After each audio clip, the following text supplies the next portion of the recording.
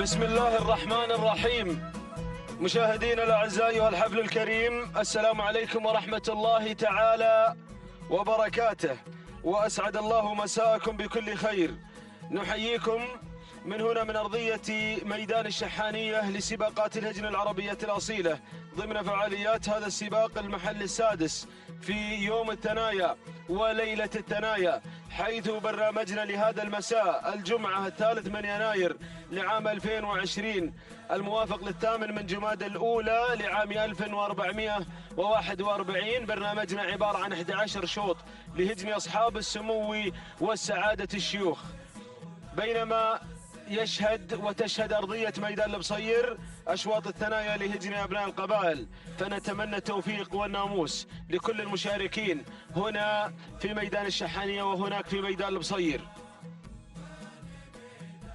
إذن الشوط الأول الرئيسي للثنايا البكار يستعد للانطلاقة مشاهدينا الأعزاء، بمشاركة أوزلام لهجن الشحانية، الصمود لهجن الشحانية، مستوى لهجن الشحانية، شخصية لهجن الشحانية، الجميع بقيادة محمد بن خالد العطية. سلسبيل لسعادة الشيخ ناصر بن أحمد بن ناصر آل ثاني، مضمر حمد بن عايض بن حنزاب. نوف لسعادة الشيخ ناصر بن أحمد بن ناصر آل ثاني، مضمرها حمد بن عايض بن حنزاب. الدوحة لهجن الشحانية مع المضمر محمد بن خالد العطية. وينطلق مشاهدينا الأعزاء أيها الحفل الكريم هذا الشوط الأول، هذا الشوط الرئيسي، أقوى أشواط الثنايا في هذا المساء، شوط مفتوح لهجن أصحاب السمو والسعادة الشيوخ. تشارك في هذا الشوط أيضا الدوحة لهجن الشحانية مع محمد بن خالد العطية. مذيار لهجن المرقاب مع سعود بن وحوش الوهيبي. نوف لهجن الغرافة مع سعيد بن راشد الزعبي. اليمامة لسعادة الشيخ محمد بن خليفة بن سعود آل ثاني مع راشد بن عبد القادر البلوشي. وتشارك أيضا سيادة وفرض وقمة ومجاديف لهجن الشحانية بقيادة الذهبي سالم بن فاران. تشارك أيضا قرار ومستوى من هجن الشحانية مع الشبل جابر بن سالم بن فاران. 17 بكرة حاضرة متواجدة الليلة. أشواط الثنايا، هذا هو أقوى أشواط الثنايا. المسافة المقررة والمسافة الرئيسية هي 8 كيلومترات. فلمن ناموس هذا الشوط الأول الرئيسي، لا سيما ونحن في آخر المحطات قبل مهرجان حضرة صاحب السمو الأمير الوالد الشيخ حمد بن خليفة آل ثاني يحفظه الله ويرعاه. مهرجان كبير أعد له ملاك الهجن العدة واستعدوا له خير استعداد. نتمنى التوفيق والناموس لجميع المشاركين. نتجه أعزائي الكرام أيها الحفل الكريم للمراكز المتقدمة الأولى. مستوى على المركز الأول من هجن الشحانية بقيادة محمد بن خالد العطية المضمر المشاغب. يتابع مستوى بمستواها الممتاز والفنان والراقي. تسيطر مستوى على المركز الأول مع انطلاقتنا من مسافة 8 كيلومترات، المسافة الرئيسية، مسافة الرموز، مسافة الذهب، مسافة السيوف، مسافة أيضا المسافة الرئيسية للرموز القادمة. وبالتالي هنا أيضا جس نبض من قبل السادة المضمرين لهجنهم، لمستواها، لمدى جاهزيتها، لأهمية المهرجان القادم عند الملاك والمضمرين. حصل دخول على المركز الأول وتقدم في هذه اللحظات من قبل نوف. ولعت هذا الشوط نوف مبكرا. بهذا التقدم تعود ملكية نوف لسعادة الشيخ ناصر بن أحمد بن ناصر بن جاسم آل ثاني. يضمر نوف حمد بن عايض بن حنزاب. بينما المركز الثاني ما زالت مستوى من هجن الشحانية مع المضمر المشاغب محمد بن خالد العطية. حصل دخول على مستوى وتقدم من قبل سيادة لهجن الشحانية مع المضمر الذهبي سالم بن فاران. من يقدم ويدفع بسيادة على المركز الثاني، مستوى على المركز الثالث، المركز الرابع أوزلام لهجن الشحانية مع المضمر محمد بن خالد العطية. من يقدم أوزلام ويقدم مستوى على المركزين الثالث والرابع. ننتقل إلى المركز الخامس، ومن تتقدم يا البرتو يا كمبيوتر الشحانية. اليمامة تتقدم على المركز الخامس لسعادة الشيخ محمد بن خليفة بن سعود بن ثاني الثاني، يضمرها راشد بن عبد القادر البلوشي. مرحبا يا عبد القادر البلوشي. حصل دخول، حصل تسلل على المركز الخامس من قبل فرض، اشكرك يا ابو بخيت، لهجن الشحانيه. يضمر فرض سالم بن فاران، يقدم فرض على المركز الخامس. والاربع مراكز الاولى يا ابو جابر ابتعدت ابتعاد كلي، شوطين، انقسم الشوط قسمين ما بين 4 مراكز، فرت بالمقدمه وابتعدت قليلا، وهناك اسماء قادمه وباقي الشوط تقوده فرض، تقود المنطلقات من الخلف فرض من هجن الشحانيه، ويقودها في التضمير ابو جابر، احد الخبراء في هذا المجال، احد الرجال الذين وضعوا لهم بصمه من ايام الابرقه. وسالم بن فاران الله يعطيه الصحه والعافيه يتابع هذه الرياضة وهذه الهواية المحببة لدى أبناء الجزيرة العربية. هذه فرض، ويا كمبيوتر الشحانية رصيدها مليء بالإنجازات. فرض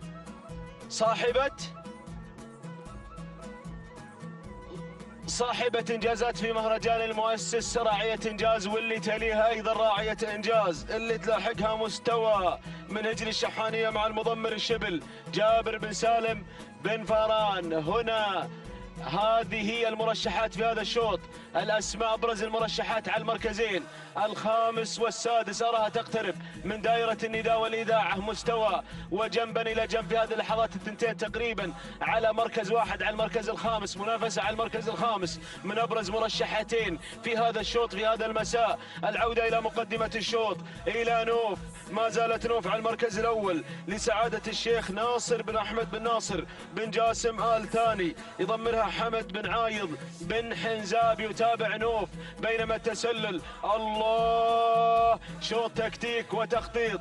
هنا أخذت تتقدم في هذه اللحظات سيادة لهجن الشحانية مع المضمر سالم بن فاران، اللي يقدم أيضا مستوى ويقدم فرض في هذا الشوط، ويقدم العديد من الأسماء ويدفع بقمة. أيضا أراها تقترب من المركز الخامس. هناك أسماء لم يحن موعد دخولها إلى دائرة النداء والإذاعة. الشعار الغرفاوي أراه يقترب من دائرة النداء أيضا. بدأت الأسماء تقترب، بدأ التخطيط، بدأ التكتيك من قبل المضمرين. شوط تكتيك، شوط تخطيط، سرعة تتميز بها، يتميز به دائما سن الثنايا، سن العنفوان إنجاز التعبير. هذا هو سن الثنايا. الله يا سلام، ال4 كيلومترات الفاصلات الحاسمات الأخيرات عن معرفة بطلة الشوط. ما زالت نوف تتحمل مسؤولية القيادة، ما زالت تقود هذا الشوط قيادة حكيمة. نوف يا نوف، الخوف على نوف من هذه الأسماء القادمة. الخوف يا مضمر نوف، دير بالك اللي نوف تعود ملكيتها لسعادة الشيخ ناصر بن أحمد بن ناصر بن جاسم آل ثاني. يضمر نوف حمد بن عايض بن محمد بن حنزاب، أحد الشباب البارزين. سيادة تتسلل بالفعل يا كمبيوتر الشحانية، نراها بالعين المجردة. خطفت المقدمة، خطفت الصدارة، خطفت الكادر الفوقاني اللي عليه 4 مراكز تجتمع على الكادر الفوقاني عبر قناة الريان الفضائية، قنوات الكاس. من تنقل هذا الحدث الهام، موقع الأبرقة لسباقات الهجن، يحظى هذا السباق بتغطية إعلامية واسعة من قبل وسائل الإعلام ومن قبل الصحف والمجلات والإعلاميين. الله، الشوط الأول يا مضمرين، الشوط الرئيسي مستواه اليوم سريع. هذا الشوط سريع للغاية. مستوى تتسلل في هذه اللحظات لهجن الشحانية مع المشاغب محمد بن خالد العطية، أو هناك اللي تقدمت في هذه اللحظات أوزلام، خطفت المقدمة وليست مستوى تحتل المركز الثالث، تتسلل إلى المركز الثاني. هاجم المشاغب المقدمة، بدأ بالمشاغبة في هذه اللحظات أبو خالد. الله، وين الشوط؟ وين الشوط الأول الرئيسي يا مضمرين؟ من البكار ستنتزع هذا الشوط الناري، هذا الشوط الاستثنائي. هجن الغرافة تقتحم دائرة النداء، تصل في هذه اللحظات نوف الغرافة تصل مع المضمر سعيد بن راشد الزعبي، يصل الجنرال مع نوف على المركز الخامس، بينما أوزلام على المركز الأول لهجن الشحانية مع محمد بن خالد العطية. المركز الثاني نوف تعود ملكيتها لسعادة الشيخ ناصر بن أحمد آل ثاني مع حمد بن عايض بن حزام في التضمير. سيادة تتقدم من الجانب الآخر أيضا من هجن الشحانية مع الذهبي سالم بن فاران، ولكن ارصد يا ابو بخيت، ارصد يا مخرجنا، ارصد نوف، ارصد نوف، ارصد نوف من تتقدم في هذه اللحظات لتنتزع المركز الثالث. الشعار الغرفاوي الخطير قادم، وارصد لي القادم ايضا مستوى، ارصد مستوى لهجن الشحانية تصل تنضم الى معركة طاحن الليلة، الى معركة الشوط المفتوح، صاحبة الشوط الاول الرئيسي في مهرجان المؤسس تصل في الفترة الصباحية. مرحبا بمستوى صاحبة السيارة النيسان بترول ستيشن في مهرجان المؤسس في الشوط الأول للفترة الصباحية. هذه تتسلح بإنجازاتها، تصل مستوى. حللت أهلا ووطأت سهلا يا مستوى لهجن الشحانية مع الشبل جابر بن سالم بن فاران. ولع هذا الشوط بدخول مستوى، بحضور مستوى. وايضا من الجانب الاخر سياده تحركت من اجل الشحانيه مع المضمر الذهبي سالم بن فاران، ولكن اوزلام تمتحن، اوزلام الليله تمتحن وتختبر في شوط الثنايا. هل تصنف بعد هذا الشوط؟ ان فازت بهذا الشوط فستصنف الى اشواط الذهب، سايضا يزج بها المشاغب في اشواط الذهب. نوف الغرافه، نوف الغرافه، نوف الشعار الغرفاوي، شعار يا اجيال، شعار غيره من الأسماء التي حازت وخطفت الرموز. شعار العنود أيضا مع المركز الثاني. الغرافة كيلو ونصف الكيلو يا الجنرال، وشعار الغرافة يرقص ما بهذا المضمر، يتواجد ما بين الشبل وما بين المشاغب وما بين الذهبي. يلا يا الجنرال صاحبة عندها ايضا توقيتات نوف مميزه في هذا الموسم، ولكن العوده الى ازلام شحاني. انطلقت بارجات الشحانيه، انطلقت ايضا مقاتلات الشحانيه على المركزين الاول والثاني. الغرافه مع المركز الثالث، ولكن هذه المقاتلات الاصيله لهجن الشحانيه تعرف كيف تدار الامور مع المضمر الذهب، مع المضمر المشاغب محمد بن خالد العطيه، يعرف كيف يدير الاشواط الرئيسيه، كيف تدار الامور يا ابو خالد في ميادين السباقات. ايضا اوزلام مع المركز الاول، مستوى بانجازاتها مع المركز الثاني.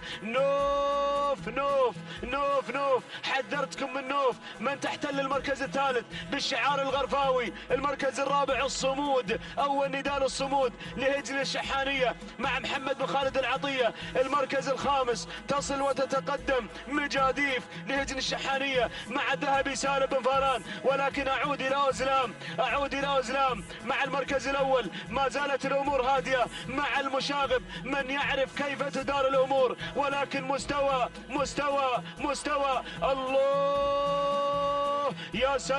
يا سلام مستوى انطلقت، وايضا وصلت شخصيه في اول نداء لهجن الشحانيه مع المشاغب يحاصر المركز الثاني مع المركز الاول مع المركز الثالث. هجن الشحانيه تسيطر على الثلاثه المراكز الاولى، ولكن لمن ناموس الشوط الرئيسي من هذه الاسماء ستصنف لاشواط الرموز في اخر المحطات النهائيه قبل المهرجان الكبير. الله، مستوى راعية النيسان، راعية الشوط الأول الرئيسي في المهرجان الماضي.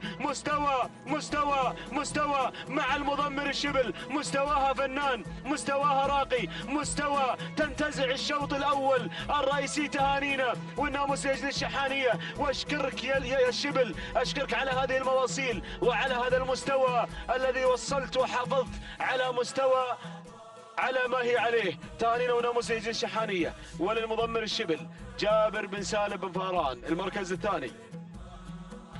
الثاني هو ازلام لهجن الشحانية مع محمد بن خالد العطية. المركز الثالث شخصية لهجن الشحانية مع محمد بن خالد العطية. المركز الرابع المركز الرابع وصلت نوف لهجن الغرافة مع سعيد بن راشد الزعبي. المركز الخامس وصلت مجاديف لهجن الشحانية مع سالم بن فاران. تهانينا والناموس لجميع الفائزين. إذن هذه مستوى صاحبة الإنجاز في المهرجان الماضي قبل أيام قليلة، وتعود في هذا الشوط الأول الرئيسي هي صاحبة النيسان بترول ستيشن في الفترة الصباحية في مهرجان المؤسس مع توقيت مميز في ذلك اليوم. تعود مستوى لتنتزع هذا الشوط الأول الرئيسي أقوى أشواط الثنايا في السباق المحلي السادس. توقيت مميز للغاية 12 دقيقة 24 ثانية 19 جزء من الثانية. تهاني والناموس هجن الشحانية، واشكرك يا المضمر الشبل، كما أهنيك على هذا المستوى الراقي وهذا المستوى الممتاز لمستوى في هذا المساء. المركز الثاني وصلت في المركز الثاني وازلام، قطعت المسافة في 12 دقيقة 25 ثانية 23 جزء من الثانية. هي أيضا توقيتها ممتاز. تهانينا لهجن الشحانية، والتهاني موصولة للمضمر المشاغب محمد بن خالد العطية. المركز الثالث شخصية، قطعت المسافة في 12 دقيقة 27 ثانية 76 جزء من الثانية. تهانينا والناموس أيضا لهجن الشحانية، والتهاني موصولة للمشاغب مرة أخرى محمد بن خالد العطية. ينطلق الشوط الأول الرئيسي المفتوح، أقوى أشواط الثنايا، وأرحب بأخي وزميلي بسام الشمري.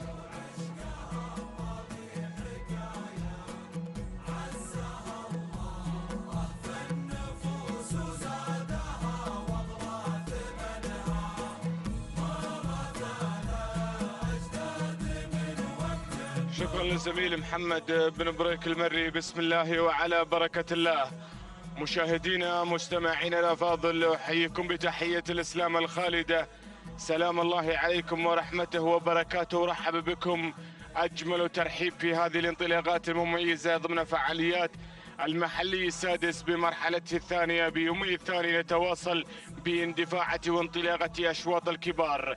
اندفاعة انطلاقة الشوط الثاني وهو الشوط الرئيسي لفئة الثنايا القعدان، حامل بطيات شعارات أصحاب السمو الشيوخ والسعادة المتواجدين على أرضية ميدان الشحانية في هذه المنافسات المميزة، في هذه التحديات الكبيرة.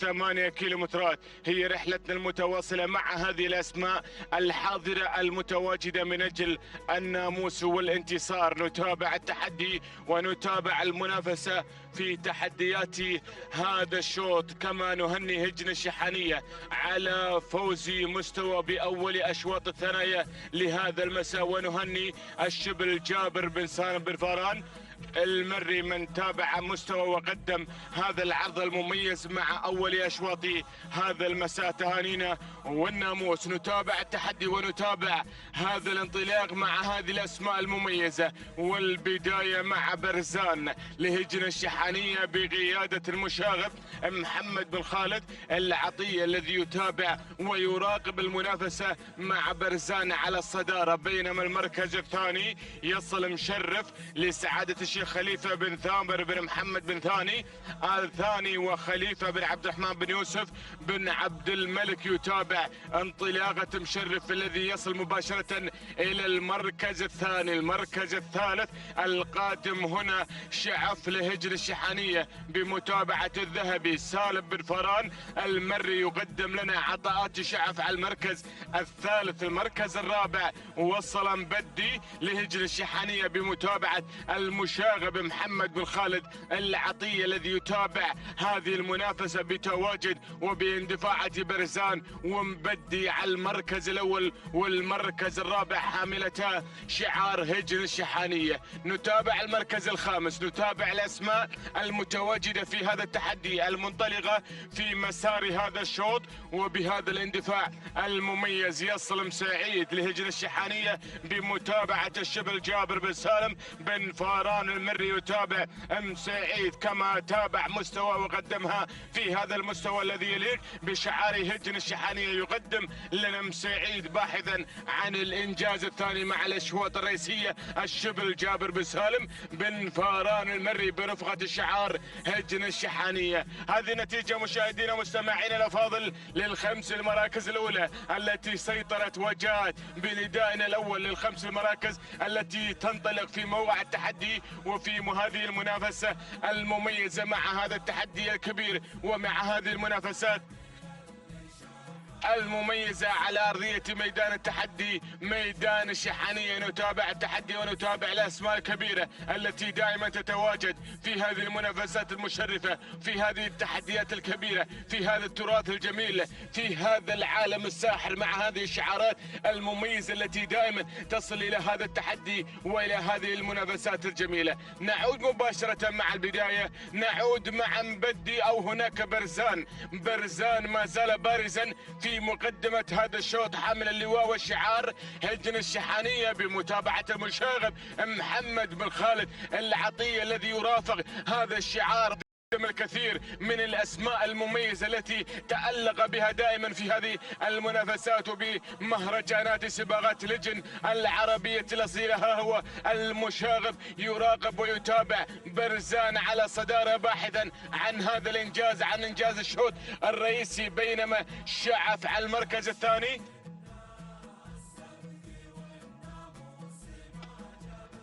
شعف على المركز الثاني بشعار هجن الشحانية بمتابعة الذهبي سالم بن فران المري الذي يتابع هذا الشعار ويتابع هذه المنافسة ويراقب هذا الاندفاع التلغائي مع شعف الذي يحتل المركز الثاني وعينه على صدارة هذا الشوط. بينما مبدي وصل في هذه التحديات، وصل في هذا الانطلاق على المركز الثالث حاملا شعار هجن الشحانية بمتابعة المشاغب محمد بن خالد العطية الذي يتابع، الذي يراقب، الذي هنا يناظر في هذا التحدي الكبير بمتابعة مبدي على المركز الثالث. المركز الرابع نتابع هنا مشرف لسعادة الشيخ خليفة بن ثامر بن محمد بن ثاني وخليفة بن عبد الرحمن بن يوسف بن عبد الملك يتابع انطلاقة وتحديات مشرف على المركز الرابع مشاركا باحثا عن هذا الناموس، باحثا عن هذا الانتصار في هذا الأداء المميز.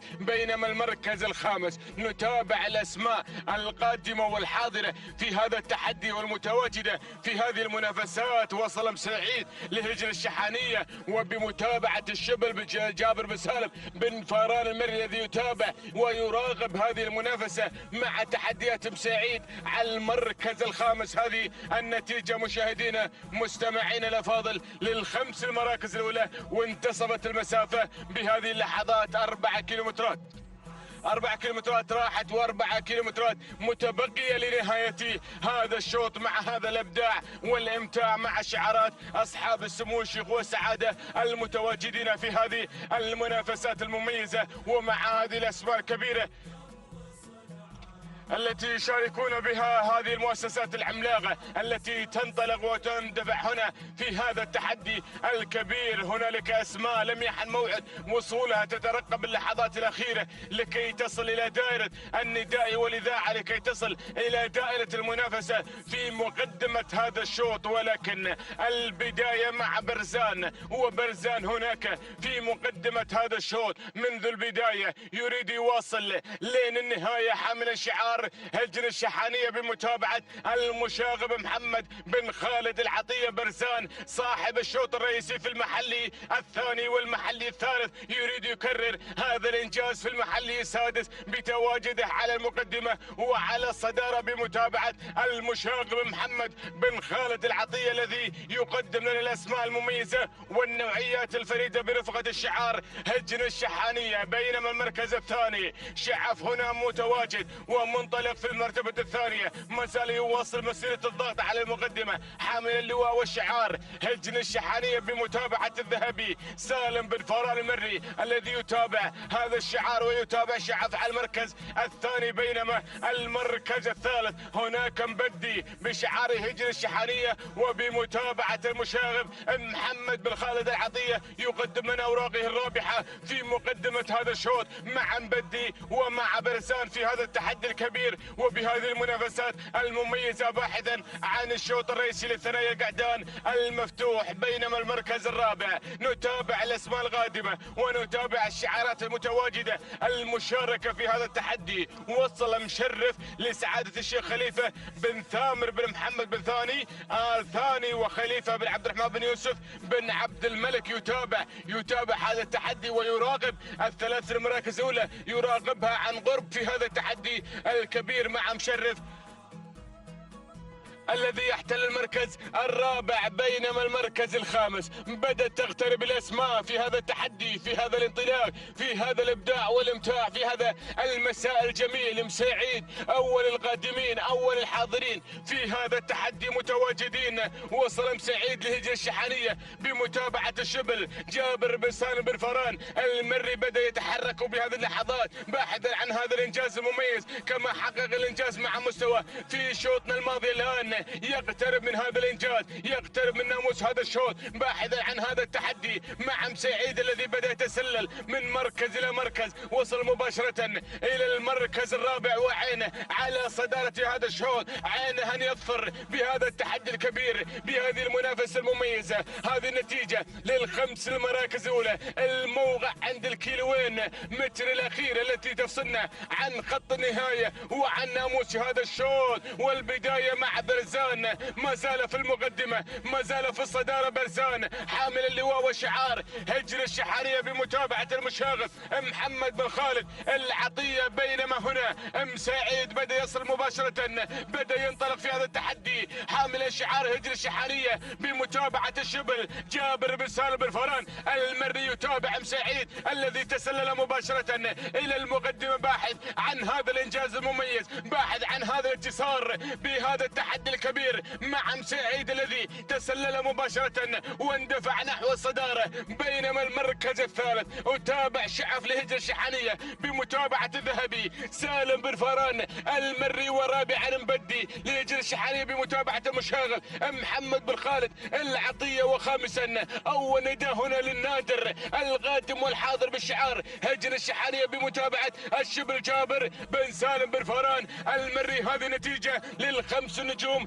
المنطلقة والمسيطرة في موقع التحدي والمنافسة في مسار هذا الشوط. ولكن نعود مع الثنائية الجميلة التي تنفرد في مقدمة هذا الشوط بقيادة مساعيد وبتواجد برزان على المركز الأول والثاني بشعار هجر الشحانية. ينطلق مع البداية بمتابعة الشبل جابر بن سالم بن فران المري، يتابع مساعيد والمشاغب محمد بن خالد العطية، يتابع برزان. عبرنا لوحة الكيلو متر الأخير والخطير، ولكن مساعيد ما زال في القيادة والريادة، ما زال ينطلق، ما زال يسير بخطى ثابتة نحو الانتصار، نحو الإنجاز، نحو هذا الفوز المميز مع هذا الشعار الجميل، الشعار الأدعم الذي يقدم لنا الأسماء المميزة، شعار هجر الشحانية مع البداية. ومساعيد ما زال غايدا، برزان على المركز الثاني بشعار هجر الشحانية قادم، وبمتابعة المشاغب محمد بن خالد العطية الشعف على المركز الثالث، أيضا بمتابعة الذهبي سالم بن فران المري يتابع هذا التحدي، يتابع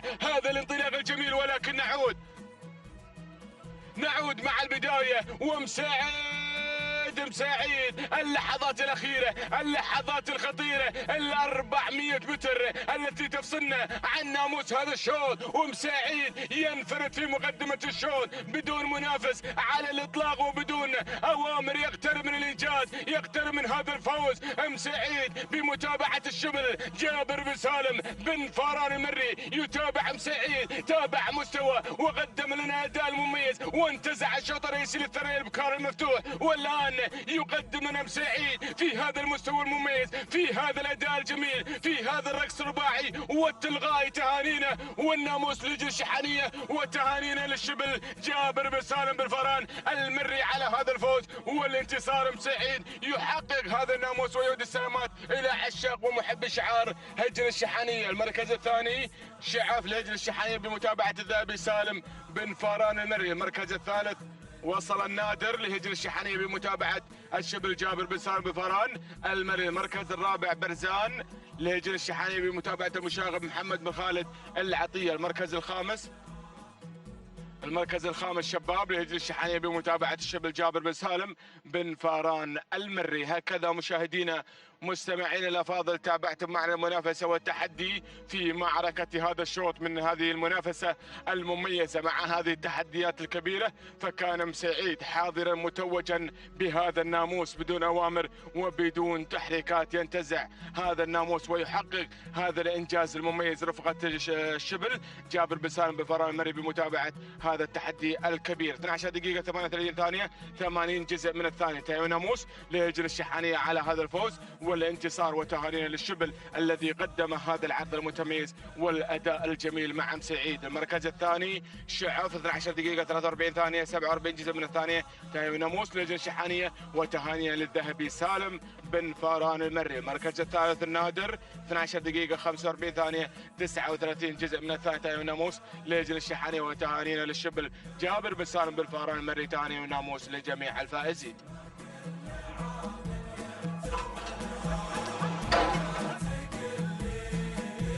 بسم الله الرحمن الرحيم، بسم الله نبدأ وعليه نتوكل، ومنه دائما وأبدا نطلب السداد والتوفيق يا رب العالمين. انطلق حفلنا الكريم الشوط الثالث بتعداد أشواط ومنافسات وتحديات هذه الفترة المسائية لانطلاقات الشعارات الحاضرة، شعارات الشيوخ والسعادة المنطلقة في الأشواط المفتوحة، ومع هذه الأمسية الحافلة بالإنجازات لسن الثنايا ومسافة 8 كيلومترات. تابعنا معكم وشاهدنا الأشواط الأولى الرئيسية حينما حضر شعار هجر الشحانية وحضر الشبل جابر بن سالم بن فاران مقدما لنا مستوى بمستواها العالي والرفيع خاطفة ومتوجة بشوطنا الأول الرئيسي للثنايا الإبكار، وكذلك تواجد مسعيد وكان له الحضور المميز والجميل والرائع في شوطنا الأول للثنايا القعدان،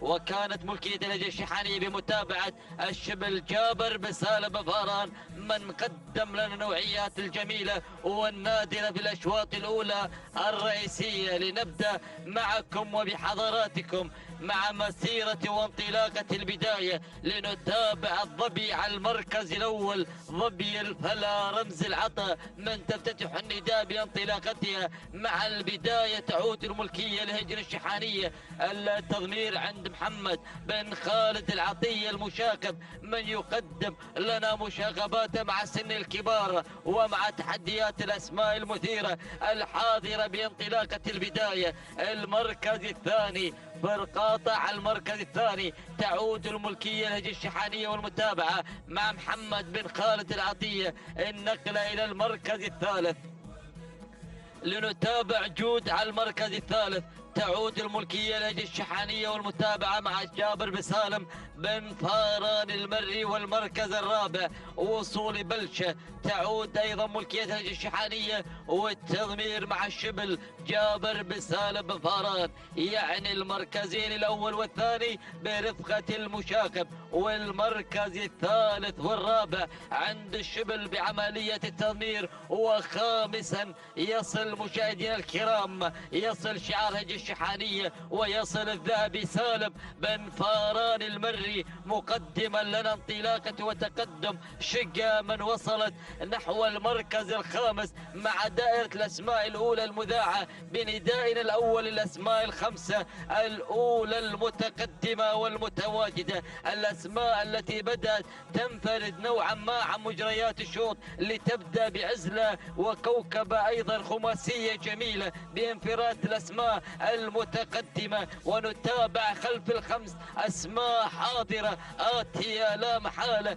للمنافسة للتحديات للانطلاقات للقوة وللإبداعات. هنالك أسماء تحضر بهذه الانطلاقة، أسماء سطرت اسماء بحروف من ذهب بمتابعة العمالقة المضمرين الفطاحلة من يقدمون لنا هذه الانطلاقات المميزة. شكرا يا أبو بخيت على هذه اللقطات الجميلة الرائعة. لنعود إلى البداية، لنعود إلى الظبي على المركز الأول تنطلق كالظبا، تحضر كشوارد الظبا على المقدمة وعلى الصدارة وعلى البداية، تحمل لنا شعار هجن الشحانية. المتابعة مع محمد بن خالد العطية من يتواجد ويقدم لنا انطلاقة البداية. المركز الثاني الوصول والتقدم من بلشة الحاضرة المتواجدة، من تود أن تبلش الأسماء بحضورها وقدومها مع انطلاقة المركز الثاني. لنتابع يا فراج شعار بلشة هجن الشحانية، من تمتلك بلشة التضمير عن جابر بسالم فاران، من يتابعها بعملية التضمير. المركز الثالث من الجانب الأيمن نتابع فرقاطة الله يا بالخزينة. بالفعل الأسماء الخمسة الأولى المتقدمة في موقع واحد بلقطة كادر واحد، بأيضا لقطة جميلة ترصد لنا جوارد هجن الشحانية التي بدأت تحلق في هذه الأمسية الجميلة، الأمسية الرائعة. لكن فرقاطة بدأت تثبت الحضور وتعلن الوجود لنفسها ولهيبتها وحضورها وانطلاقتها نحو البداية، حاملة لواء هجن الشحانية بمتابعة المشاكب من يشاكب مع منافسات وتحديات شوطنا المنطلق مع انطلاقة فرقاطة. المركز الثاني الله يا بلشة، أو هذه شقة الحاضرة والمتواجدة على المركز الثاني، تحمل لنا نفس الشعار نفس الملكية، لكن بمتابعة الذهبي من يقدم لنا انطلاقة شقة على المركز الثاني سالم بفاران المري. المركز الثالث يا لحالات اصطدف حاملة الرقم 3، عادت للمنافسة، عادت الظبي. الله التحليق المبكر، الإقلاع الجميل، المنافسة المثيرة. الظبي صاحبة إنجاز آخر إنجازاتها، سيارة في مهرجان المؤسس. تحضر هذه البطلة حاملة الرقم 3 المتوجة في شوطنا الثالث في مهرجان المؤسس، تبحث عن اختطاف أيضا ناموس هذا الشوط الثالث بانطلاقته وتحدياته وأيضا منافساته. تعود الملكية الظبي الهجن الشحانية. المتابعة مع محمد بن خالد العطية. شكرا للبرتو على إعطائنا أيضا المعلومات الكافية لهذه الهجن المشاركة والحاضرة. كمبيوتر الشحانية دائما يوافينا بأيضا إنجازات هذه الهجن المشاركة والحاضرة. المركز الثالث اللي عادت إلى المركز الثاني، هذه أيضا شقة لهجن الشحانية مع سالم بفاران المري. المركز الرابع القدوم والوصول من قبل بلشة لهجن الشحانية بمتابعة جابر بسالم بفاران. خامسا حاملة الرقم 5 التواجد أو هنالك جود لهجن الشحانية بمتابعة جابر بسالم بن فاران. لنعود إلى البداية، لنعود إلى الثلاثي الجميل مثلث الناموس الذي يضم بأخطابه 3 هذه الأسماء، النوعيات النادرة، التحليق المميز من الشعار الأدعم. ماذا يقدم لنا من أسماء حاضرة متواجدة منطلقة باحثة عن الفوز، عن اختطاف نقطة هذا الشوط بإنجازاتها وصولاتها. تحضر الظبي بسجلات حافلة، تتواجد وتبحث عن الفوز واختطاف أولى المراكز باندفاعاتها ومعانقتها نحو المركز الأول برقصها الجميل وأدائها المميز مع الكادر الأول. الظبي تعود الملكية لهجن الشحانية. المتابعة مع محمد بن خالد العطية، من يرافق الظبي بعملية التضمير ويرافق فرقاطة على المركز الثاني بالتضمير والملكية مع هجن الشحانية. المركز الثالث القدوم من شقة تعود الملكية لهجن الشحانية والمتابعة مع سالم بفاران المري. الثلاثة الأسماء بدأت تباعد، شوف الفارق على الكادر الأسفل، هذه المسافة التي أيضا تقدمها لنا هذه الأسماء الثلاثة الأولى باندفاعاتها بانطلاقتها بمباعدتها على الأسماء. المركز الرابع نتابع بلشة تعود ملكيتها لهجن الشحانية. المتابعة مع جابر بن سالم بفاران، من قدم لنا مستوى وقدم لنا سعيد خاطفة الأشواط الأولى الرئيسية ليقدم لنا بلشة رابعة تتابع أوضاع الأسماء الثلاثة الأولى التي بدأت تحلق وتقادر بانطلاقتها انطلاقتها.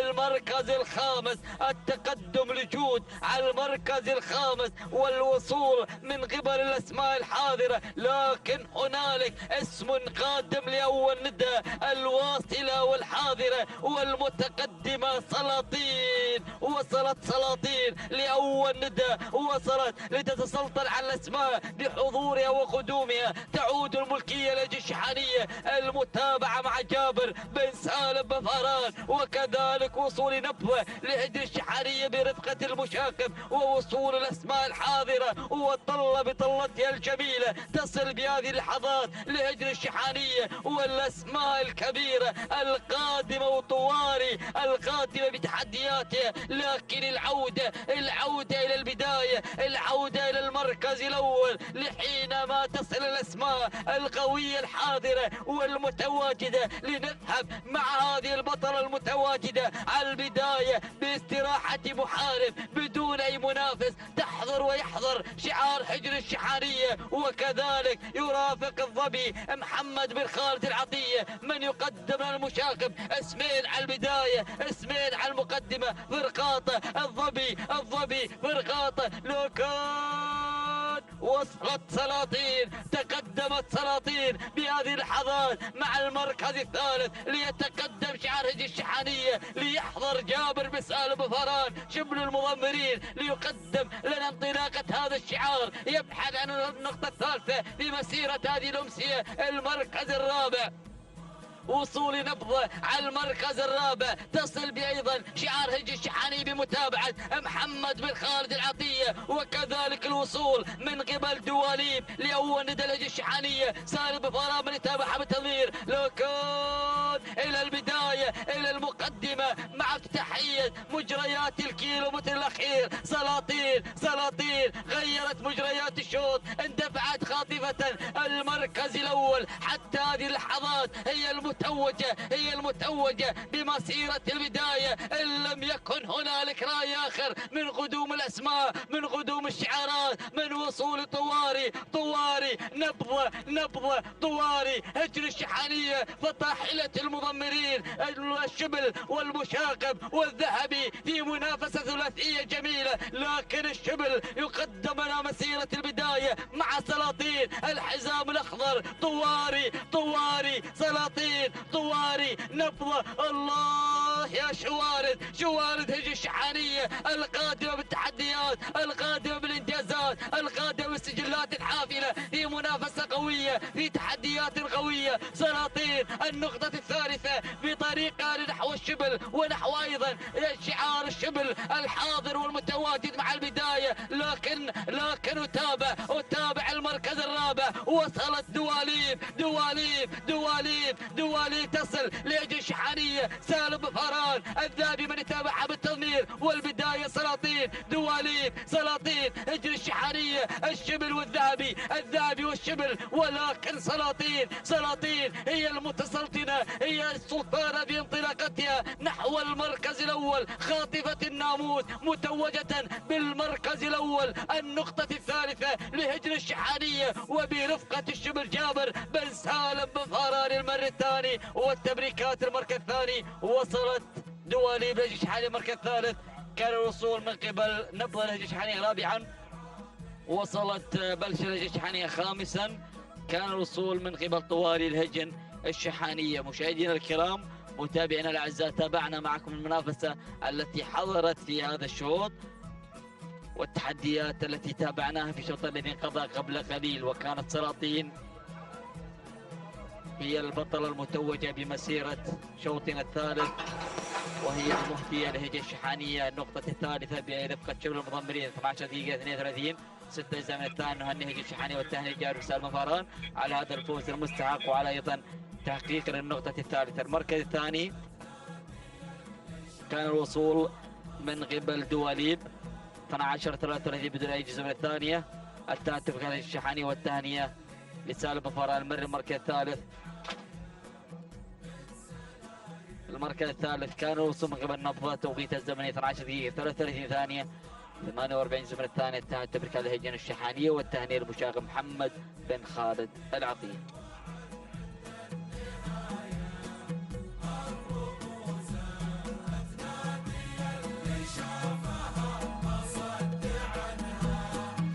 السلام عليكم ورحمة الله وبركاته. مشاهدينا ومتابعينا الكرام، انطلق الشوط الرابع. نتابع وإياكم في هذه اللحظات اندفاعات سن الثنايا والمسافة 8 كيلومترات. نتابع وإياكم عبر شاشة قناة الريان الفضائية هذا المحلي السادس، ونتابع مجريات سن الكبار. واليوم يوم الجمعة، وهنا ننتظر بإذن الله تعالى مع إقبالنا على مهرجان الأمير الوالد. نتابع هذه ختاميات المحلي السادس هنا مع سن الثنايا، ويوم غدا إن شاء الله سوف يكون هناك سن الحيل والزمول على فترتين الصباحية والمسائية. نتابع وإياكم في هذه اللحظات انطلاقة هذا الشوط، ونتابع هنا المقدمة والصدارة مع ممنون لهجن الشحانية وبقيادة المشاغب محمد بن خالد العطية، من يتابع في هذه اللحظات هنا مع المركز الأول ومع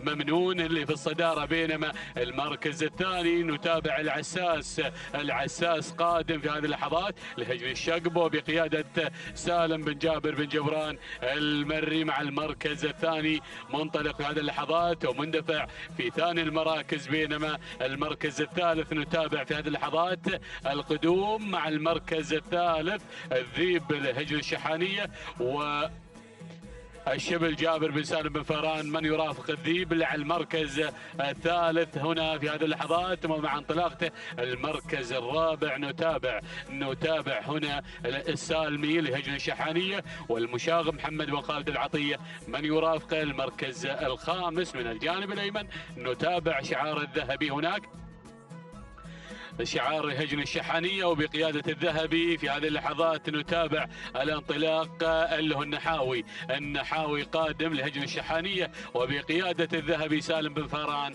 المري. نشاهد وإياكم في هذه اللحظات الأسماء المنطلقة المندفعة في هذا المساء في الشوط الثاني اللي هو الثنايا، واللي يعتبر في المجموع الشوط الرابع. نتابع هذه الثنايا المنطلقة ونعود مع ممنون على المركز الأول، ممنون على المقدمة لهجن الشحانية وبقيادة المشاغب محمد بن خالد العطية من يرافقه ويتابع. بينما هنا الذيب يصل في هذه اللحظات وينطلق في المركز الثاني في هذا التنافس الشيق مع الذيب لهجن الشحانية، والمتابعة مع الشبل جابر بن سالم بن فاران المري مع المركز الثاني. ينطلق هنا في هذه اللحظات بهذا الاندفاع الجميل المركز الثالث.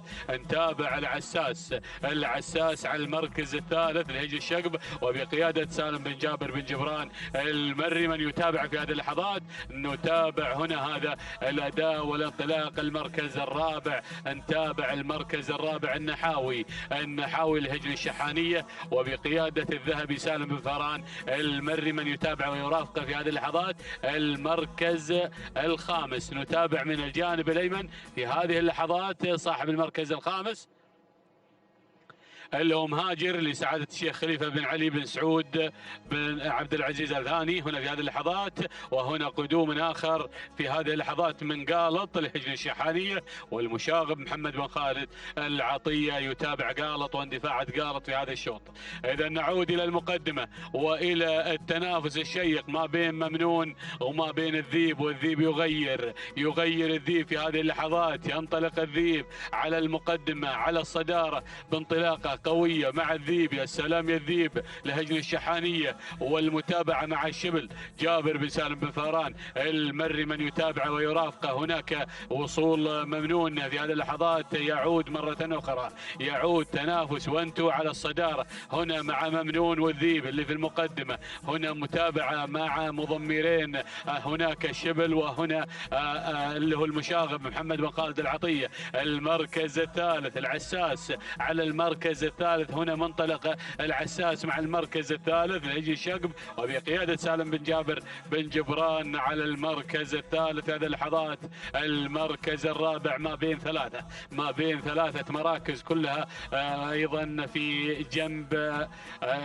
جنب آخر هناك. هذه اللحظات ونتابع المركز الثالث النحاوي لهجن الشحانية وبقيادة الذهبي سالم بن فاران المري. المركز الرابع نتابع مهاجر لسعادة الشيخ خليفة بن علي بن سعود بن عبد العزيز آل ثاني. وهناك المركز الخامس أو المركز الخامس مهاجر، هنا نتابع اللي هو قالط لهجن الشحانية والمشاغب محمد بن خالد العطية في هذه اللحظات ينطلق مع خامس المراكز. هذه النتيجة للخمس المراكز الأولى، وانتصفت المسافة 4 انقضت وتبقت 4. يا سلام يا سلام يا ممنون الذيب وممنون في موقع واحد في تنافس شيق هنا في مقدمة الشوط منطلقين ثنايا. هنا في هذه اللحظات نتابع المقدمة مع الذيب لهجن الشحانية والشبل جابر بن سالم بن فهران. من يتابع الذيب، من يراقب الذيب هنا في هذه اللحظات نتابع انطلاقته المسائية. يا سلام هنا بقيادة الشبل أحد الشباب المبدعين هنا الشبل جابر بن سالم بن فهران المري. يا سلام عليك يا ابو سالم. هنا بانطلاقة الذيب اللي في مقدمة الشوط منطلق هنا في المركز الأول ومندفع في هذه اللحظات بالذيب اللي في مقدمة الشوط، ولكن ممنون يعود مرة أخرى. ممنون هنا في هذه اللحظات وبقيادة هنا ممنون لهجن الشحانية وبقيادة المشاغب محمد بن خالد العطية في مقدمة الشوط منطلقين مندفعين في هذه اللحظات بفارق كبير عن بقية المراكز. هنا نتابع في هذه اللحظات أقرب ما يقارب الاثنين اللي في مقدمة الشوط اللي هو العساس اللي بثالث المراكز. هنا في هذه اللحظات نتابع لهجن الشقب وبقيادة سالم بن جابر الجبران مع المركز الثالث في هذه اللحظات. المركز الرابع هنا نتابع في هذه اللحظات والنقل على المركز الرابع النحاوي اللي بدأ بالقدوم في هذه اللحظات لهجن الشحانية ومع الذهبي سالم بن فهران المري. من يتابع النحاوي المركز الخامس قالط على المركز الخامس هذه اللحظات لهجن الشحانية ومع المشاغب محمد بن خالد العطية. هذه النتيجة للخمس المراكز الأولى، الخمس المراكز المنطلقة المندفعة هنا في هذه اللحظات. وبوابة ال3 كيلومترات غادرناها باتجاهنا إلى لوحة الكيلوين ومن هناك إلى الحزام الأخضر والناموس في انتظار الجميع. نتابع وإياكم ممنون اللي في المقدمة ومندفع ممنون لهجن الشحانية والمشاغب محمد بن خالد العطية بالمركز الأول في المقدمة. نتابع اندفاعته في المقدمة في هذه اللحظات. بينما المركز الثاني الذيب لهجن الشحانية والشبل جابر بن سالم بن فهران المري. وهناك النحاوي قادم، النحاوي مع الذهبي. يا سلام يا سلام يا النحاوي بشعار هجن الشحانية منطلق ومندفع في هذه اللحظات مع المركز الثالث النحاوي هنا قادم مع المركز الثالث. المركز الرابع العساس لهجن الشقب وبقيادة بن جبران. هناك المركز الخامس نتابع المركز الخامس قالط على المركز الخامس في هذه اللحظات لهجن الشحانية والمشاغب محمد بن خالد العطية. في هذه اللحظات نتابع الخمس المراكز الأولى. هناك مهاجر قادم بكل قوة، ولكن نعود إلى ممنون على المقدمة على الصدارة منطلق في هذه اللحظات ومندفع مع المقدمة منذ الانطلاق منذ الاندفاع. هنا في هذه اللحظات نتابع المقدمة. يا سلام يا سلام يا سلام الله يا ممنون اللي على المقدمة مع الكيلوين متر الأخيرة. هناك الذيب على المركز الثاني الهجن الشحانية. هناك المتابعة مع الشبل جابر بن سالم بن فهران المري هنا يقود أيضا. ولكن شوفوا القادم، شوفوا مهاجر بدأ يهاجر من المراكز الخلفية حتى المقدمة إلى ثالث المراكز لسعادة الشيخ خليفة بن علي بن سعود بن عبد العزيز آل ثاني. هنا في هذه اللحظات مع المركز الثالث. المركز الرابع النحاوي الهجن الشحانية والذهبي سالم بن فهران المري. المركز الخامس هنا الدخول في هذه اللحظات من السالمي وصل لهجن الشحانية والمشاغب محمد بن خالد العطية. من أيضا هناك يتابع ويرافقه في هذا القدوم وبهذا الوصول. يا سلام يا سلام ممنون هنا في هذه اللحظات في المقدمة. نعود إلى ممنون اللي بالمركز الأول اللي في الصدارة. هنا نتابع مع 1500 متر الأخيرة في المقدمة والذيب ما زال الذيب متمسك هنا في الوصافة، متمسك في الوصافة وعينه على المقدمة.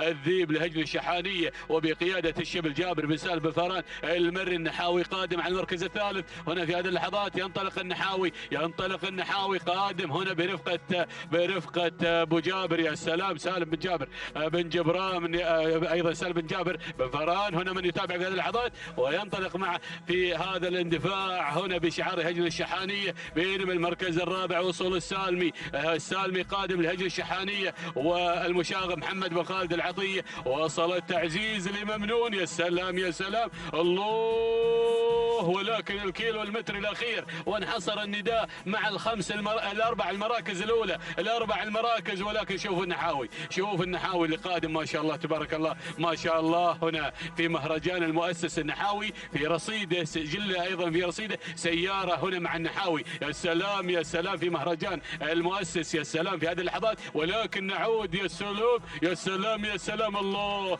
الله، ممنون والنحاوي، النحاوي وممنون. ولكن النحاوي، يا سلام يا النحاوي، يا سلام على هذا الاداء، يا سلام على هذا الانطلاق. نشاهد النحاوي اللي في المركز الاول، اللي في المقدمه في هذه اللحظات، وبنسلم على هجن الشحانيه، وبنرسل سلام خاص الى المضمر العملاق، المضمر الذهبي سالم بن جابر بن فران. هنا ايضا من يتابع ويرافقه جنبا الى جنب. سلام يا ابو جابر، سلام سلام وتحيه واحترام مع النحاوي اللي في المقدمه وفي الصداره. نتابع في هذه اللحظات وهو ينطلق الى خط النهايه. دائما معودنا هذا الشعار في المحافل الخارجيه، وهنا نتابع في هذه اللحظات يصل بكل سلام وامان الى خط النهايه مع النحاوي اللي بالمركز الاول هنا بشعار هجن الشحانيه، بشعار هجن الشحانيه الذهبي الذهبي الذهبي، يطلق عليه اسم الذهبي كما ما يحمل من الذهب سالم بن فران. هنا نتابع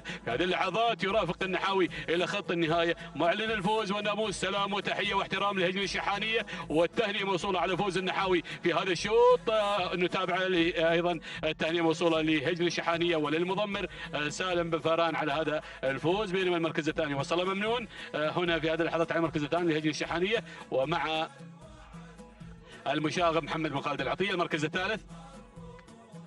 المركز الثالث وصل كشاف لهجن الشحانيه والمشاغب محمد بن خالد العطيه. المركز الرابع وصلنا الذيب لهجن الشحانيه ومع الشبل جابر بن سالم بن فران. المركز الخامس اللي وصلنا السالمي لهجن الشحانيه والمشاغب محمد بن خالد العطيه. نشاهد هنا وصول وقدوم وتوقيت مميز ما شاء الله يا النحاوي. النحاوي هو بطل هذا الشوط، ايضا من حقق في مهرجان المؤسس سياره. هنا نتابع في هذه اللحظات يعيد الكره بالناموس الغالي بشعار هجن الشحانيه. 12 دقيقه 40 ثانيه 55 جزء من الثانيه. تهانينا لهجن الشحانيه وتهنئه موصوله للذهبي سالم بن فران على هذا الفوز. بينما المركز الثاني وصل هناك المركز الثاني اللي هو ممنون، توقيته 12 دقيقة 45 ثانية و87 جزء من الثانية. تهانينا والناموس الهجن الشحانية والتهاني موصولة للمشاغب محمد بن خالد العطية. المركز الثالث وصل هناك كشاف لهجن الشحانية وتوقيته 12 دقيقة 47 ثانية 49 جزء من الثانية. تهانينا والناموس لهجن الشحانية والتهاني موصولة للمشاغب محمد بن خالد العطية.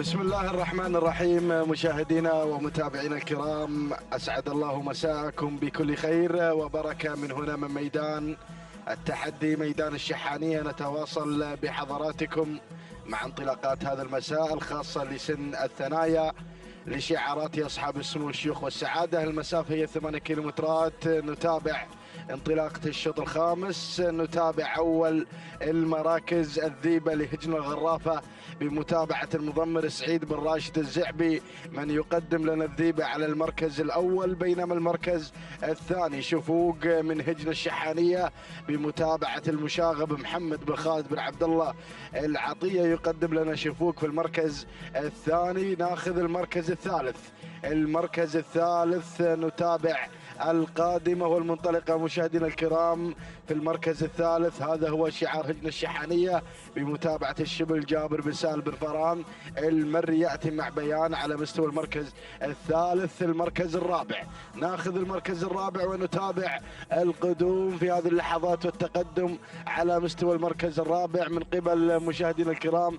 الوصول في هذه اللحظات والتقدم من قبل أجنان لهجن الشحانية بمتابعة الشبل جابر بن سالم بن فران المري. بينما المركز هنا المركز الخامس، المركز هنا الرابع شعار هجن المرقاب على مستوى المركز الرابع مع طلعة اللي تحتل المركز الرابع. هذه طلعة بشعار هجن المرقاب والمضمر سعود بن علي بن حمد بن خليفة المحاربي. وهناك أسماء أيضا قادمة بكل قوة. شعارات هجن الشحانية هنا الوصول من قبل الحذرة على مستوى المركز الخامس لهجن الشحانية بمتابعة الشبل جابر بن سالم بن فران المري. هذه النتيجة مشاهدينا الأعزاء للنداء الأول مع المراكز الخمس الأولى، تحديات الكبار في مسافة 8 كيلومترات. النداء الأول ونعود مجددا إلى المركز الأول مع الذيبة.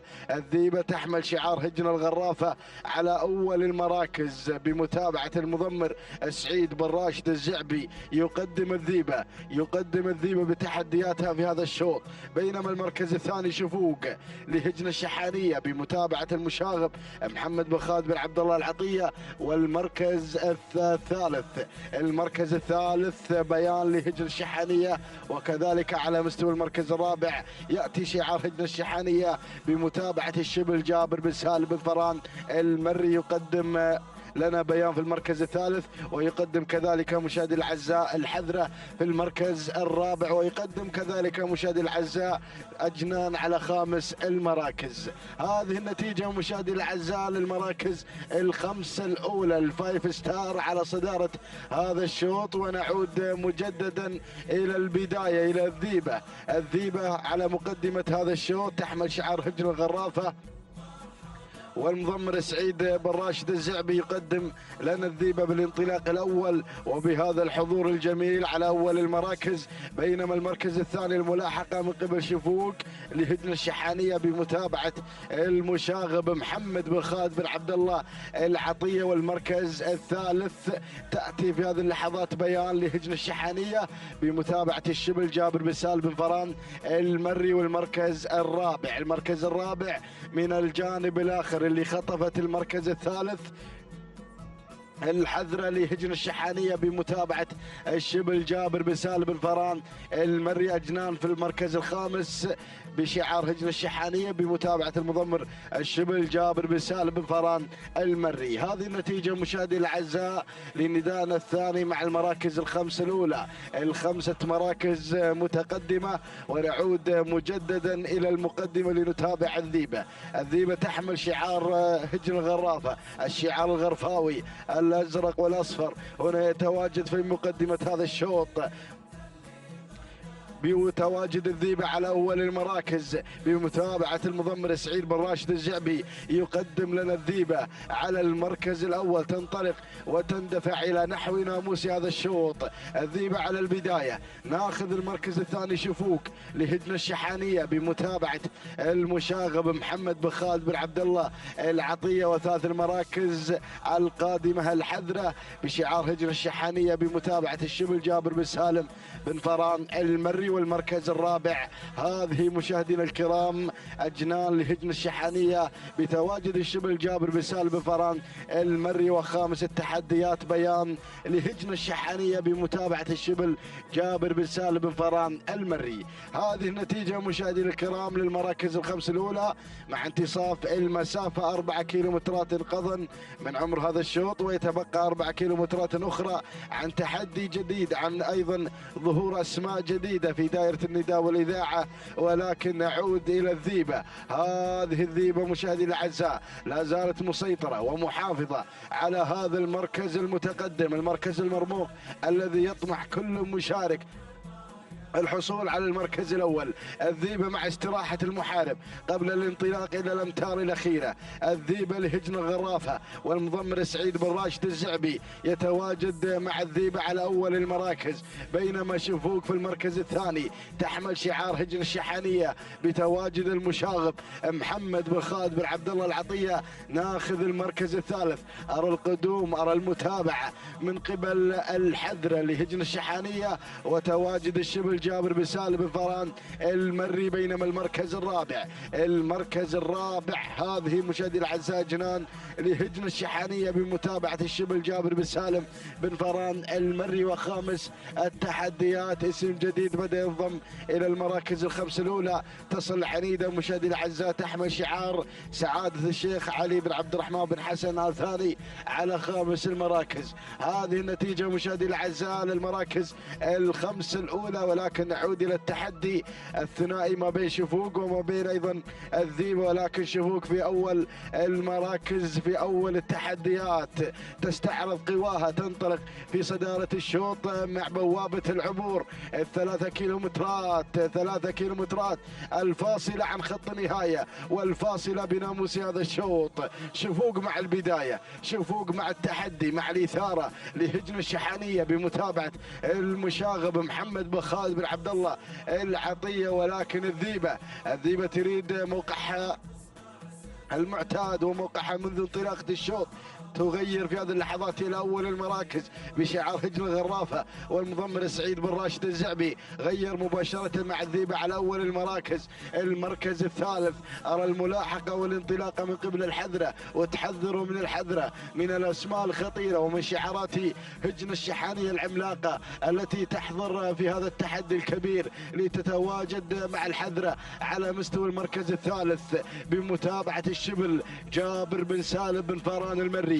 المركز الرابع نتابع جنان تحمل شعار هجن الشحانيه بتواجد المضمر الشبل جابر بن سالم بن فران المري مع جنان في المركز الرابع. وخامس التحديات ارى القدوم، ارى الانطلاق من قبل عنيده لسعاده الشيخ علي بن عبد الرحمن بن حسن آل ثاني على مستوى المركز الخامس. هذه النتيجه مشاهدي الاعزاء للمراكز الخمسه الاولى، ونعود مباشره الى المراكز الاربعه الاولى المحتكره لهذا النداء مع الانطلاق الكبير ومع حضور شعارات يصحب اسمه الشيخ والسعادة. 2 كيلومترات يا مضمرين يا متابعين هذه الرياضة، رياضة الآباء والأجداد. من هنا من ميدان التحدي، ميدان التحديات التي سوف نشهد بإذن الله تعالى انطلاقات مهرجان الأمير الوالد في مطلع هذا الشهر. نتابع التحديات، نتابع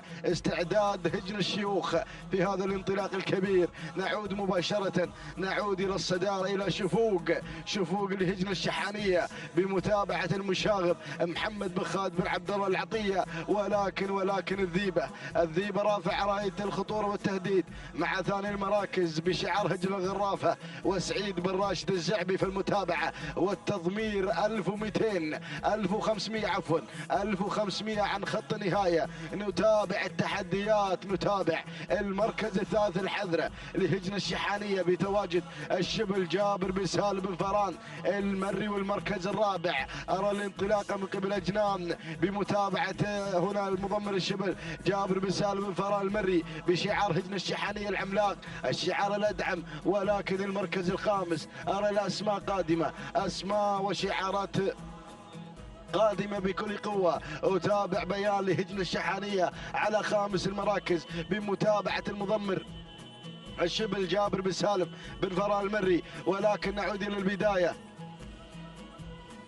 نعود إلى ركب الصدارة لنتابع التحديات الأخيرة مع الكيلو المتر الخطير. يا سلام يا سلام يا المقدمة. هذه مشاهدينا الكرام، هذه مشاهدينا الأعزاء، أجنان على البداية، أجنان بشعار هجن الشحانية، الشعار الجنة هنا المنطلق في مقدمة هذا الشوط. مع جنان بمتابعة الشبل جابر بن سالم بن فران المري، ولكن القادمة جنان هنا مشاهدينا الأعزاء تحتل المركز الأول، أو هذه مشاهدينا الأعزاء الحذرة على البداية، الحذرة تنطلق بالأمتار الأخيرة مع الحزام الأخضر، تنطلق بناموس هذا الشوط. هذه الحذرة تحمل شعار هجن الشحانية، الشعار الكبير، شعار هجن الشحانية على مقدمة هذا الشوط، بتواجد الشبل جابر بن سالم بن فران المري يدفع بانطلاقة الحذرة، وأجنان في المركز الثاني. ولكن القادمة في هذه اللحظة شفوق تعود مرة أخرى لتعلن المنافسة والتحدي باللحظات الأخيرة، ولكن خلاص يبدو لمشاهدينا الأعزاء الناموس مع الحذرة. هذه الحذرة مشاهدينا الأعزاء، وحذاري من الحذرة اللي انطلقت في اللحظات الأخيرة وخطفت ناموس هذا الشوط. تهانينا وناموس الهجن الشحانية، والتهنئة للشبل جابر بن سالم بن فران المري من قدم لنا الحذرة بناموس هذا الشوط، فائزة ومنتصرة. تهانينا وألف مبروك على هذا الفوز وحضور الحذرة بالمركز الأول. تهانينا للشبل جابر بن سالم بن فران المري، بينما المركز الثاني أجنان لهجن الشحانية، المركز الثالث شفوق لهجن الشحانية، المركز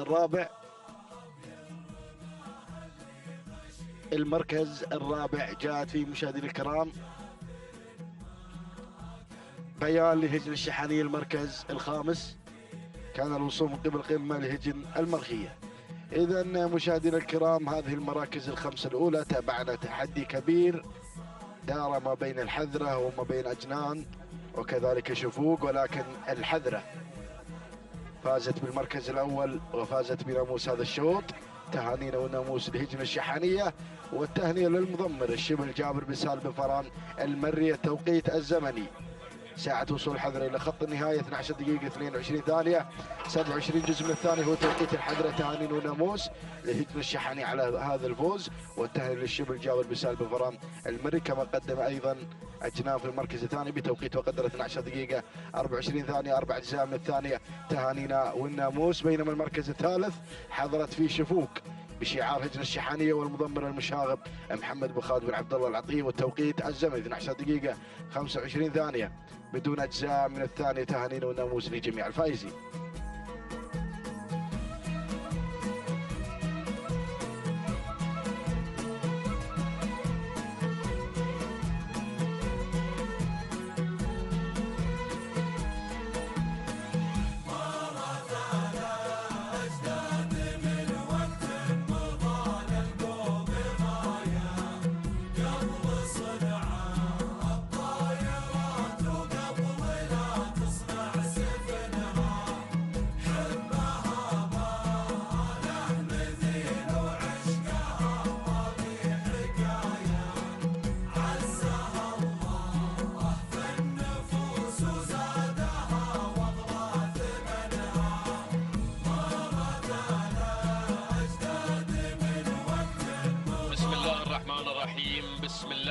نبدأ وعلى بركة الله نستعين. مشاهدينا الكرام، نحييكم بتحية الإسلام، فسلام من الله عليكم ورحمته تعالى وبركاته.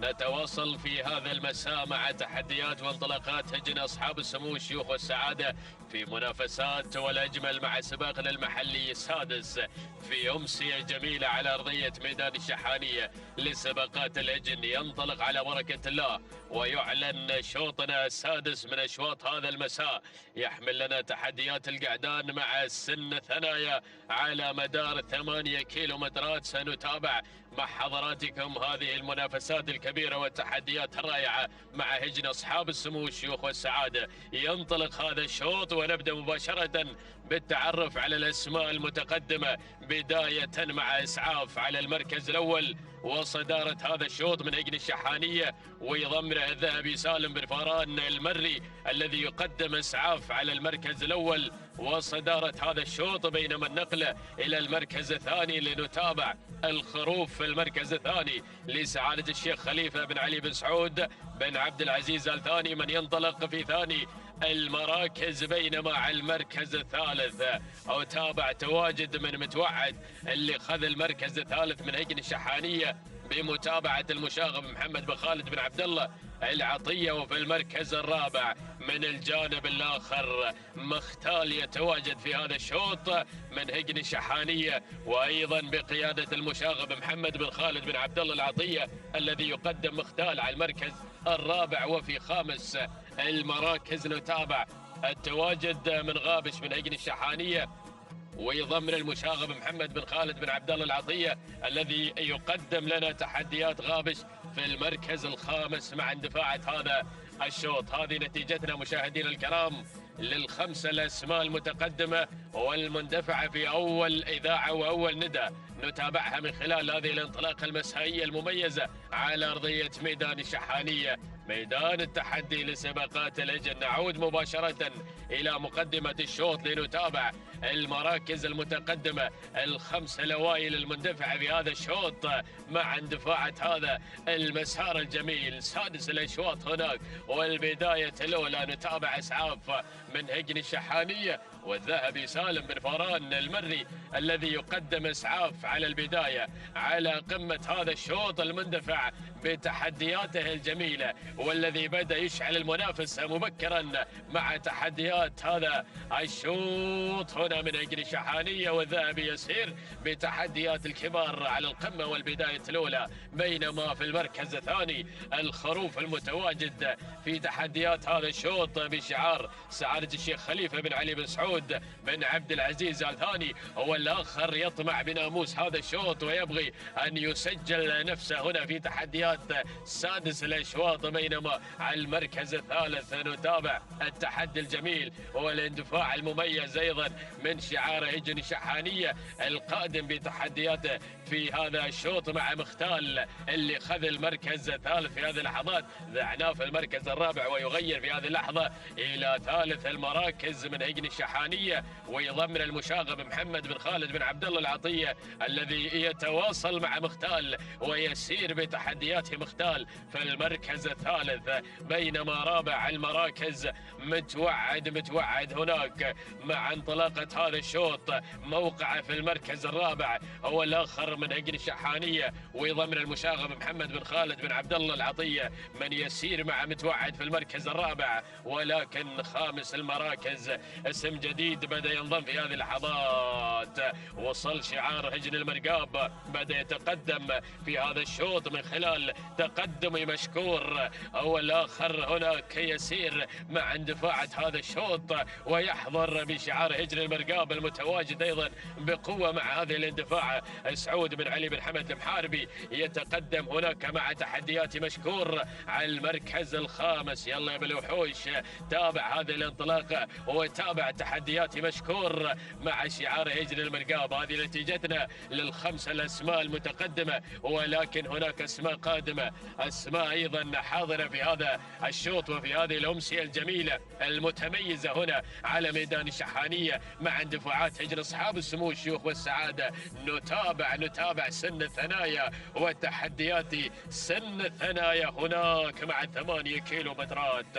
ال4 كيلومترات الأولى انتهت من عمر هذا الشوط، 4 كيلومترات متبقية مشاهدينا الكرام نتابعها مع اندفاع جميل مع تحدي مميز هنا في هذه الأمسية. نعود إلى المقدمة، إسعاف البداية، إسعاف المقدمة من هجن الشحانية والذهبي يتابع الموقف هناك مع إسعاف في مقدمة الشوط. سالم بن فران المري يتواصل مع إسعاف في مقدمة الشوط، يدفع بهذه الورقة المميزة على قمة هذا التحدي الجميل هنا مع الشعار الأدعم. ما شاء الله على المنافسات الرائعة مع سن ثنايا هجن المرقاب. بدأ تتقدم مشكور، بدأ يسير بتحدياته، بدأ يعلن وجوده في هذا الشوط في المركز الثاني. ذعناه في خامس المراكز يغير من مركز الآخر ليصل إلى المركز الثاني في تحدياته الجميلة بشعار هجن المرقاب. المنطلق في هذا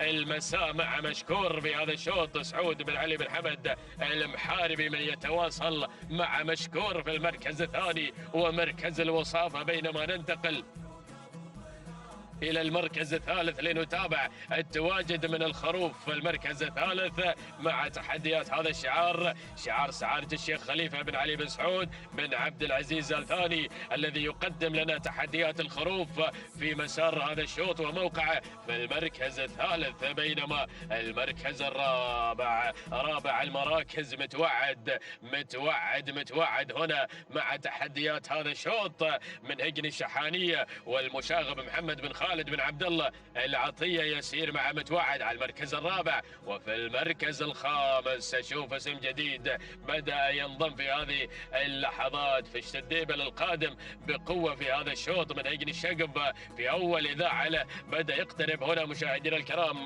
من هجن الشقب ويضم سالم بن جابر بن محسن الجربوع المري، وصل بن جبران، وصل البطل مع تحدياته في الشديبل على المركز الخامس. هذه النتيجة للخمس المراكز، للخمسة الأسماء المنطلقة في هذا الشوط مشاهدينا الكرام. ولكن نتابع البداية، أشوف التغيير اللي طرأ وجرى على مقدمة الشوط. مشكور اللي غير مشكور مع الصدارة، هجن المرقاب متواجدة هنا في هذا الشوط تبغى الناموس والانتصار، وهذا هو مشكور مشاهدينا الكرام، يغير إلى الصدارة مباشرة من هجن المرقاب بقيادة سعود بن لوحوش، من يتابع هذه الاندفاع مع من يسير مع مشكور على المركز الأول في تحديات هذا الشوط. سعود بن علي بن حمد المحاربي، ركز يا سعود هناك مع تحديات مشكور مع القمة الأولى، ولكن إسعاف الشحانية القادم هنا بتحدياته الجميلة هناك في المركز الثاني، وبمتابعة الذهبي سالم بن فاران المري الذي ينطلق هناك بتحديات إسعاف على المركز الثاني. هجن الشقب بدأت تتقدم مع فيشة الديبل على المركز الثالث في هذه اللحظات سالم بن جابر بن محسن الجربوع المري. وفي المركز الرابع وتابع التواجد مشاهدينا الكرام متوعد من هجن الشحانية المشاغب محمد بن خالد بن عبد الله العطية، هناك من يسير مع متوعد على المركز الرابع، والخروف في المركز الخامس مع تحديات هذا الشعار، شعار سعادة الشيخ خليفة بن علي بن سعود بن عبد العزيز آل ثاني. هذه النتيجة، هذه نتيجتنا مشاهدينا الكرام، ولكن موقعنا مع الكيلو ونصف الكيلو ونصف الكيلو عن خط النهاية، يعني التنبيه ما قبل التنبيه الأخير يا مضمرين يا مسايرين. هنا الانعطاف مشاهدينا الكرام والالتفاف نحو المساحة الخضراء، نسير بتحديات مشكور على المقدمة على الصدارة الأولى من هجن المرقاب المندفع في تحديات هذا الشوط والمنطلق هناك. ما شاء الله تبارك الرحمن على هذه الانطلاقة، ومشكور مع الصدارة مع البداية.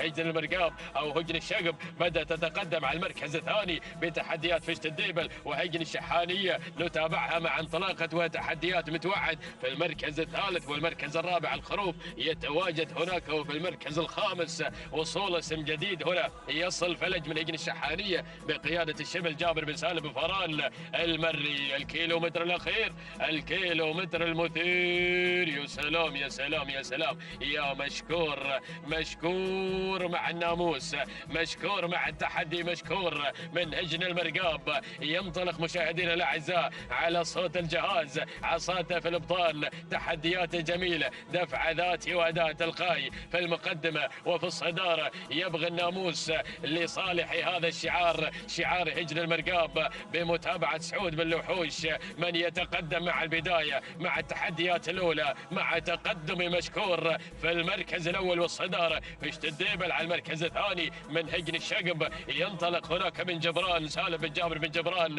يتواصل هناك البطل مع تحديات وانطلاقة فيشة الديبل. وفي المركز الثالث تواجد وانطلاق من متوعد، وفي المركز الرابع يتحرك فلج في هذه اللحظات من هجن الشحانية، ولكن عودة مع البداية مع المقدمة مشكور، مع الزعامة مشكور، مع الناموس الناموس مشكور ما شاء الله. وهجن المرقاب المنطلقة بقوة مع الناموس والانتصار مع مشكور. سعود بن علي بن حمد المحاربي، شكرا يا سعود.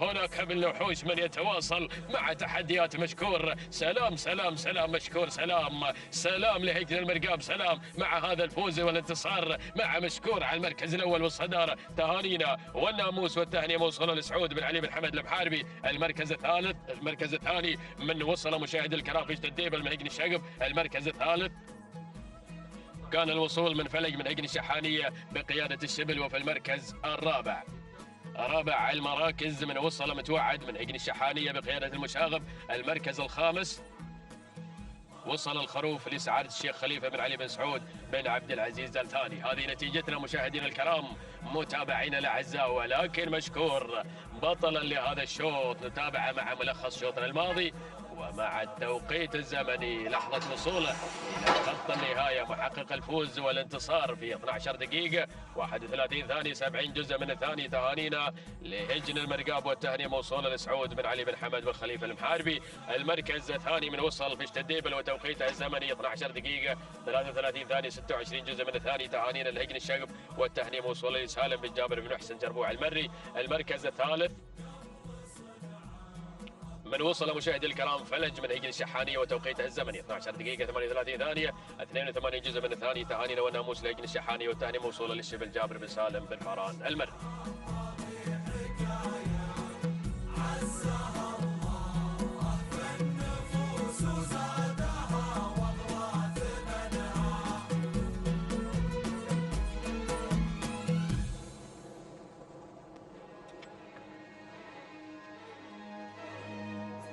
بسم الله الرحمن الرحيم. أيها الحفل الكريم مشاهدينا متابعين الكرام، التواصل مستمر من هنا من أرضية ميدان الشحانية، ميدان التحدي لسباقات الهجن العربية الأصيلة في هذه الأمسية التراثية الجميلة التي أيضا تجمع هذه الشعارات هنا في هذا الميدان. وأمسية هجن أصحاب السمو الشيوخ والسعادة وسن الثنايا و8 كيلومترات ضمن هذا السباق المحلي السادس أيضا في مرحلته الثانية. نسير مشاهدينا الكرام متابعين الأفاضل مع شوطنا السابع الخاص أيضا بالثنايا الأبكار. نسير مع هذه الشعارات والأسماء المشاركة في هذا الانطلاق المميز والجميل مباشرة مع البداية مع المركز الأول. أول الأسماء الحاضرة والمدشنة هناك لصدارة هذا الشوط من تنطلق مع البداية والمركز الأول. ميعاد لحقن الشقب من تتقدم في هذا المسار بمتابعة البطل سالم بن جابر بن جبران من يقدم لنا أيضا انطلاقة هناك شعارها المميز أيضا شعار هجن الشقب، ولكن حصل دخول في هذه اللحظات من قبل وصال لهجن الشحانية ويضمرها الشبل جابر بن سالم بن فاران المري. غيرت وانتقلت انتقاله مباشرة نحو صدارة هذا الشوط بينما نتابع المركز الثاني هناك مع ثاني التحديات أيضا شعار هجن الشقب. مع المركز الثاني يقدم لنا ميعاد سالم بن جابر بن جبران من يضمرها مع ثاني التحديات. المركز الثالث ناخذ المركز الثالث وصول من أنقرة تتقدم مع المركز الثالث في هذا المسار لهجن الشحانية ويضمرها المشاغب محمد بن خالد العطية مع المركز الثالث والمركز الرابع. وصول مع المركز الرابع من تتقدم هنا عنيدة لهجن الشحانية ويضمرها الشبل جابر بن سالم بن فاران المري مع المركز الرابع. المركز الخامس ناخذ المركز الخامس اللي واصل في هذا الانطلاق القام من تصل في هذا المسار لهجن البدع وبمتابعة محمد بن ثاني بن عبد الله الهاملي من يتابع لنا هذا الاسم وهذا الشعار مع المركز الخامس. هكذا هي الاسماء الخمسة الأولى المتقدمة في هذا الانطلاق والمسار المميز. مشاهدينا متابعين الكرام عشاق الأصالة والتراث، لكن عودة مع البداية، عودة مع المركز الأول وصدارة هذا الشوط. وصال هناك مع البداية من تواصل التقدم في هذا الانطلاق المميز والجميل والرائع لهجن الشحانية ويضمرها الشبل جابر بن سالم بن فاران المري. هناك من تتقدم وتقود هذه الأسماء مع بداية هذا الانطلاق والمسار المميز. نتابع المركز الثاني ميعاد مع المركز الثاني لهجن الشقب ويضمرها سالم بن جابر بن جبران. مع ثاني التحديات المركز الثالث وصول وتقدم من أنقرة. من تتقدم في هذا الانطلاق المميز لهجن الشحانية وبمتابعة المشاغب محمد بن خالد العطية. من يتابع ويراقب المشاغب تحركات أنقرة. مع المركز الثالث المركز الرابع ناخذ المركز الرابع وصول وتقدم من عنيدة لهجن الشحانية ويضمرها الشبل جابر بن سالم بن فاران المري. يقدم لنا عنيدة. مع المركز الرابع المركز الخامس وصول وتقدم من القامة لهجن البدع وبمتابعة محمد بن ثاني بن عبد الله الهاملي. من يتابع أيضا انطلاقة هذا الشعار المميز والجميل الحاضر بتحدياته الرائعة والجميلة في هذا الانطلاق. هكذا هي الأسماء الخمسة الأولى المتقدمة في هذا الانطلاق والمسار المميز والجميل والرائع. ولكن العودة مع وصال مع البداية. من تواصل التقدم تواصل أيضا هذا المسار المميز والجميل الرائع. الانفراد أيضا عن بقية الأسماء الحاضرة في هذا الانطلاق. وصال هي لا تزال سيدة الموقف في هذا المسار المميز والجميل لهجن الشحانية ويضمرها الشبل جابر بن سالم بن فاران. من يتابع هذا الانطلاق المميز والجميل وأيضا وصال صاحبة إنجازات عديدة وصاحبة أيضا الشلفة للعمانيات في مهرجان المؤسس. تحضر أيضا بسجل حافل بالانتصارات وبسجل حافل بالإنجازات الكبيرة. إذا وصال مشاهدينا الكرام هناك مع البداية لهجن الشحانية ويضمرها الشبل جابر بن سالم بن فاران المري. من انفردت عن بقية الأسماء. يا سلام. نتابع المركز الثاني ثاني التحديات. من تتقدم هناك ميعاد لهجن الشقب ومتابعة أيضا البطل سالم بن جابر بن جبران. من يتابع أيضا انطلاقة ميعاد مع المركز الثاني المركز الثالث. ناخذ المركز الثالث وصول وتقدم من أنقرة لهجن الشحانية ويضمرها المشاغب محمد بن خالد العطية. وأيضا أنقرة اسم خطير في هذا الشوط صاحبة سيارة في مهرجان المؤسس. تحضر أيضا في هذا الانطلاق والمسار المميز. شوط قوي يحمل أيضا أسماء كبيرة لها إنجازات عديدة ولها أيضا انتصارات في هذا الانطلاق والمسار المميز. نتابع المركز الرابع وصول وتقدم من القامة لهجن البدع محمد بن ثاني الهاملي. من يتابع أيضا انطلاقة هنا القام مع المركز الرابع المركز الخامس وصول وتقدم من عنيدة لهجن الشحانية ويضمرها أيضا الشبل جابر بن سالم بن فاران. هنا يقدم لنا انطلاقة هنا عنيدة مع المركز الخامس. هكذا هي الأسماء الخمسة الأولى المتقدمة في هذا المسار المميز والجميل. ولكن وصال مع البداية مع صدارة هذا الشوط لهجن الشحانية. من تتقدم الأسماء هناك مع البداية مع المركز الأول وصدارة هذا الشوط. يا سلام. يتابع أيضا هنا وصال أحد الشباب المميزين هنا الشبل جابر بن سالم بن فاران. من يتابع وأيضا يراقب انطلاقة وصال مع المركز الأول مع صدارة هذا الشوط. بينما نتابع المركز الثاني. من تتقدم هنا ميعاد لهجن الشقب وبمتابعة البطل سالم بن جابر بن جبران. المركز الثالث ثالث التحديات تتقدم هنا أنقرة لهجن الشحانية ويضمرها المشاغب محمد بن خالد العطية. مع المركز الثالث المركز الرابع قدوم من القام لهجن البدع محمد بن ثاني بن عبد الله الهاملي. من يقدم لنا أيضا انطلاقة القام مع المركز الرابع المركز الخامس. نتابع المركز الخامس عنيدة في هذا المسار لهجن الشحانية ويتابعها أيضا الشبل جابر بن سالم بن فاران المري. لا جديد على الخمسة الأسماء الأولى مشاهدينا متابعين الكرام. ولكن التغييرات واردة في هذا الانطلاق والمسار المميز. ولكن وصال مع البداية. وصال مع المركز الأول اسم صعب في هذا الشوط. عقبة كبيرة وصال هناك تشكل مع البداية مع المركز الأول بالشعار ندعم الغالي. من تتقدم في هذا المسار المميز ويضمرها الشبل جابر بن سالم بن فاران المري. من يقدم لنا وصال بتحدياتها المميزة والجميلة والرائع. وهذا التقدم المميز هناك مع البداية. المركز الثاني تتقدم ميعاد لهجن الشقب وبمتابعة سالم بن جابر بن جبران. بينما أنقرة وتابع أنقرة تقترب شيئا فشيئا من الأسماء الأولى في هذا الانطلاق والمسار المميز وايضا اسم خطير في هذا الانطلاق لهجن الشحانيه ويضمنها المشاغب محمد بن خالد العطيه. المركز الرابع هنا تصل عنيده تعزز تواجد وصال هناك مع البدايه مع المركز الاول تتقدم عنيده بشعار هجن الشحانيه وبمتابعه الشبل جابر بن سالم بن فاران يعزز تواجد هناك وصال مع البدايه بانطلاقه عنيده مع المركز الرابع. المركز الخامس هجن البدع تتقدم مع القام بهذا المسار محمد بن ثاني بن عبد الله الهاملي وايضا وتابع هجن المرقاب تتقدم في هذا المسار مع ايضا غاليه سعود بن علي بن وحوش يصل ايضا الماهر بتحدياته المميزه والجميله. هكذا هي الاسماء الخمسه الاولى المتقدمه ولكن وصال مع البدايه مع المركز الاول لهجن الشحانيه ويضمنها ايضا الشبل جابر بن سالم بن فاران المري.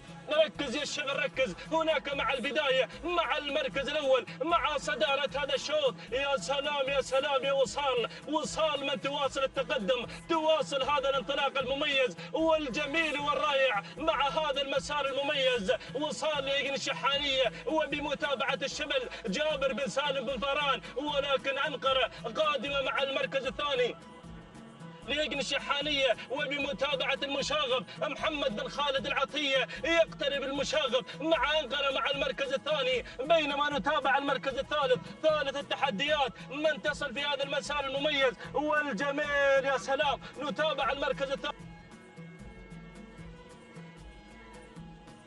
إذا مشاهدينا الكرام نعود مع وصال المركز الثالث بعيد عنا أيضا شيئا في هذا المسار لكن وصال تواصل التقدم. الشوط مع وصال تفتح أبواب الكيلومتر الأخير الخطير. الله يا وصال من تتقدم في هذا المسار المميز من أيضا تخطف الأضواء في هذا المسار المميز والجميل. يا سلام يا وصال يا سلام يا وصال من تتقدم في هذا الانطلاق المميز والجميل بالشعار الأدعم شعار هجن الشحانية في هذا الانطلاق المميز. الشبل جابر بن سالم بن فاران المري من يتابع ويراقب وصال في هذا المسار ووصال صاحب التاريخ مشرف في هذا العالم الساحر عالم سباقات الهجن العربية الأصيلة وآخر إنجاز لها شلف العمانيات في مهرجان المؤسس. تتقدم أيضا وصال في هذا المسار وتواصل هذا التقدم المميز منذ بداية هذا الشوط. هي سيدة الموقف هي سيدة هذا الشوط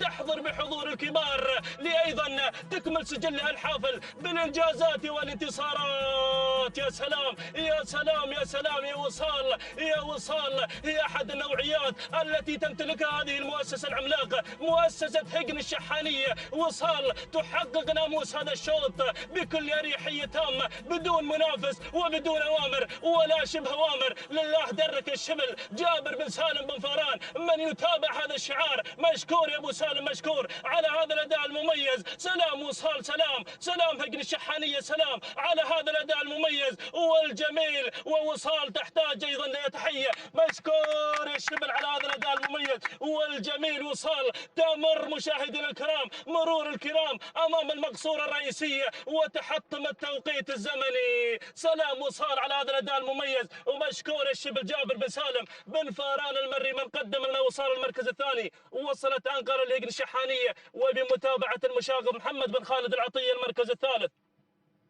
نتابع المركز الثالث مشاهدينا متابعينا الكرام وصلت مع المركز الثالث غالية لهجن المرقاب مع سعود بن علي بن وحوش المركز الرابع.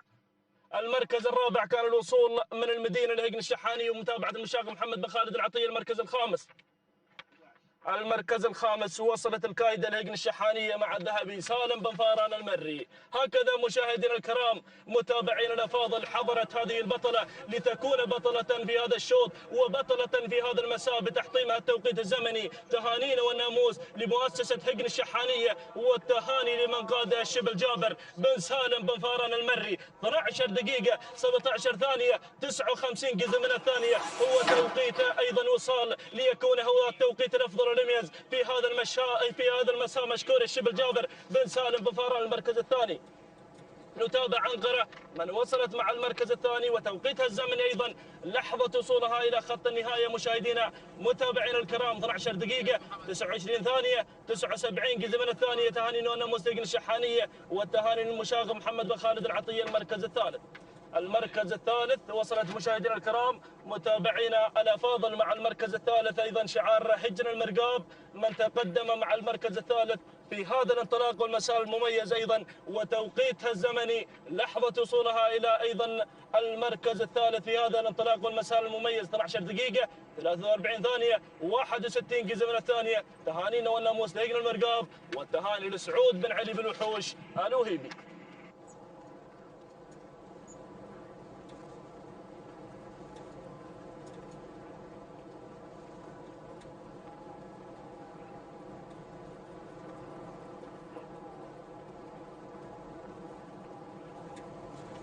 بسم الله الرحمن الرحيم.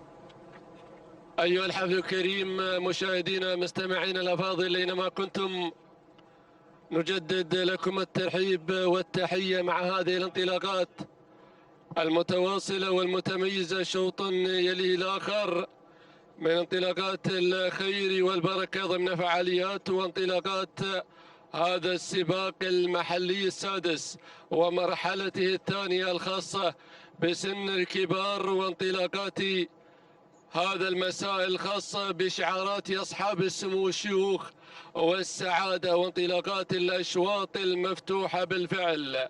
انطلاقة شوطنا الثامن الخاص لفئة الثنايا قعدان، المسافة هي 8 كيلومترات. نسير وإياكم ونتابع مجريات وأمور هذا الشوط. نسير للبداية للمركز الأول لكي يتابع هجام مع المركز الأول بشعار هجن الشحانية في هذه اللحظات، والشبل جابر بن سالم بن جابر بن فاران من يتابع في عملية التضمير. انتقل للمركز الثاني، أتابع أرجنت مع المركز الثاني بشعار سعادة الشيخ جاسم بن سعود بن فهد بن جاسم آل ثاني على المركز الثاني في هذه اللحظات، وعملية التضمير مع جابر بن علي بن جابر بن جرحب من يتابع ويدير في عملية التضمير. المركز الثالث أتابع ضيف بشعار هجن الشحانية على المركز الثالث، والمشاقب من يتابع ضيف محمد بن خالد بن عبد الله العطية يقدم لنا ضيف على المركز الثاني.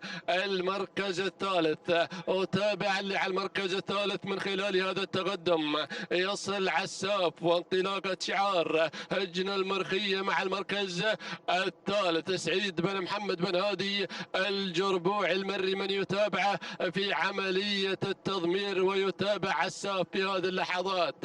المركز الرابع أتابع اللي على المركز الرابع من خلال هذا التقدم ارجنت على المركز الرابع سعادة الشيخ جاسم بن سعود بن فهد بن جاسم آل ثاني وجابر بن علي بن جابر بن جرحب من يدير ويتابع في عملية التضمير على المركز الرابع. بينما المركز الخامس أتابع اللي على المركز الخامس يصل الحاصل بشعار هجن الشحانية وانطلاقة الذهبي سالم بن فاران المري من يتابع ويدير في عملية التضمير. هكذا هو النداء الأول للمراكز الخمس المتميزة والمتقدمة في مسار وهرمي ومسار هذا الشوط، لكن بنعود للصدارة، بنعود للبداية لكي يتابع في هذه اللحظات هجوم على الصدارة على البداية وانطلاقة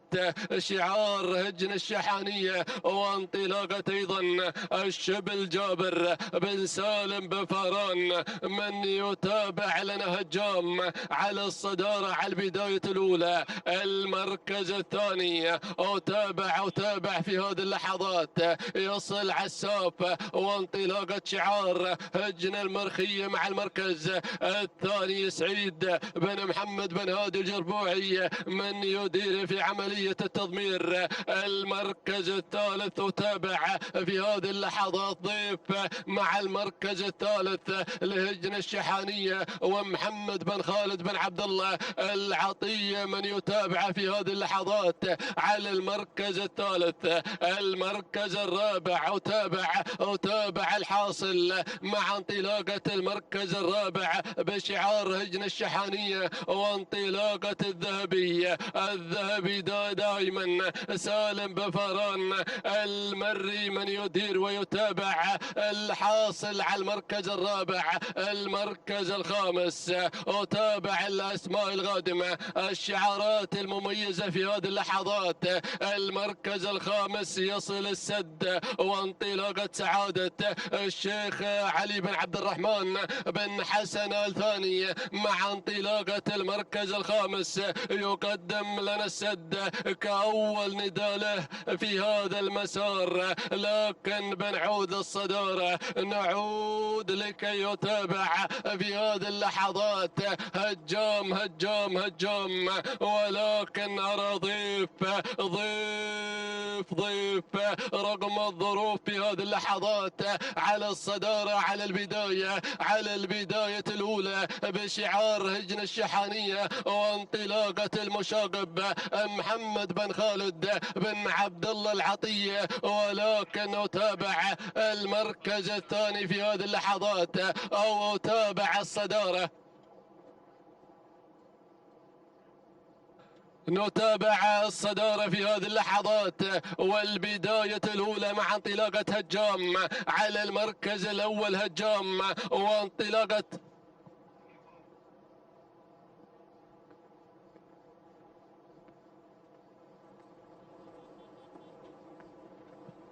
في هذه اللحظات هجام على الصدارة على المركز الأول بشعار هجن الشحانية وانطلاقة الشبل جابر بن سالم بن فران. من يتابع لنا هجام من شن الهجوم على الصدارة، ولكن أتابع جنبا إلى جنب في هذه اللحظات. عساف على المركز الثاني هجن المرخية مع انطلاقة سعيد بن محمد بن هادي الجربوعي من يدير ويتابع في عملية التضمير.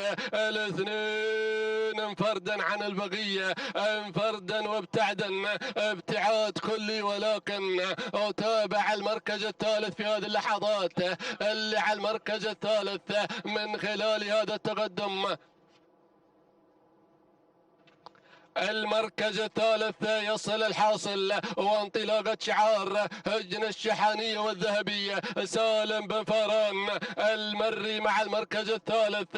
المركز الرابع وتابع الأسماء القادمة الباحثة عن الفوز عن الانتصار. وتابع السد وانطلاقة شعار سعادة الشيخ علي بن عبد الرحمن بن حسن الثاني مع المركز الثالث. المركز الرابع وتابع ارجنت مع المركز الرابع وسعادة الشيخ جاسم بن سعود بن فهد بن جاسم الثاني. جابر بن علي بن جابر بن جرحب مع المركز الرابع. المركز الخامس يصل نشوان مع انطلاقة المركز الخامس بشعار هجن الشحانية وانطلاقة المشاغب محمد بن خالد بن عبد الله العطية. لكن الصدارة وين؟ القيادة وين؟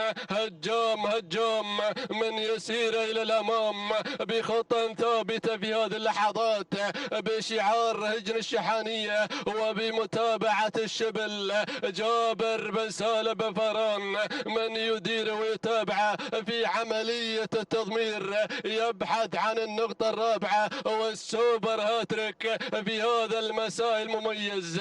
المركز الثاني يتابع اللي على المركز الثاني عساف هجن المرخية وانطلاقة سعيد بن محمد بن هادي الجربوعي مع المركز الثاني. المركز الثالث وتابع اللي على المركز الثالث يصل الحاصل هجن الشحانية والذهبي سالم بن فران المري من يتابع لنا الحاصل مع المركز الثالث. المركز الرابع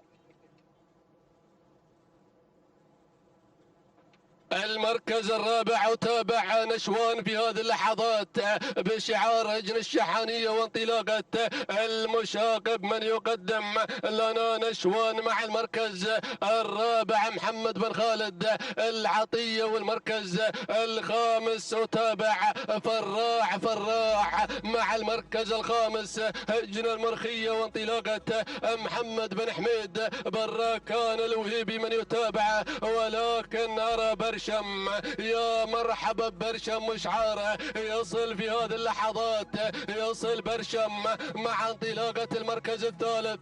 وعينه قدام يا اخواني، عينه للصدارة بشعار هجن الشقب وانطلاقة في هذه اللحظات المركز الرابع برشم، وعملية التضمير مع سالم جابر بن جبران من يدير في عملية التضمير. المركز الخامس وتابع هجن المرقاب من تقدم لنا لحمر وسعود بن علي بالوحوش، لكن بنعود للصدارة، بنعود للبداية لكي يتابع هجام ما زال صامد منذ أن استر الستار، وهو المتربع على عرشي ومسار هذا الشوط بشعار هجن الشحانية وانطلاقة الشبل. جابر بن سالم بفران من يدير ويتابع في عملية التضمير. المركز الثاني يتابع المركز الثاني عساف بشعار هجن المرخية مع المركز الثاني سعيد بن محمد الجربوعي من يدير في عملية التضمير. المركز الثالث وتابع الحاصل بشعار هجن الشحانية سالم بن فاران من يدير في عملية التضمير. المركز الرابع وتابع الأسماء القادمة يصل برشم بشعار هجن الشقب وانطلاقة بن جبران من يدير في عملية التضمير. لكن خلوني ودلوني والهجوم ودوني على الصدارة على المركز الأول بهذا الشعار العنابي المتميز دائما.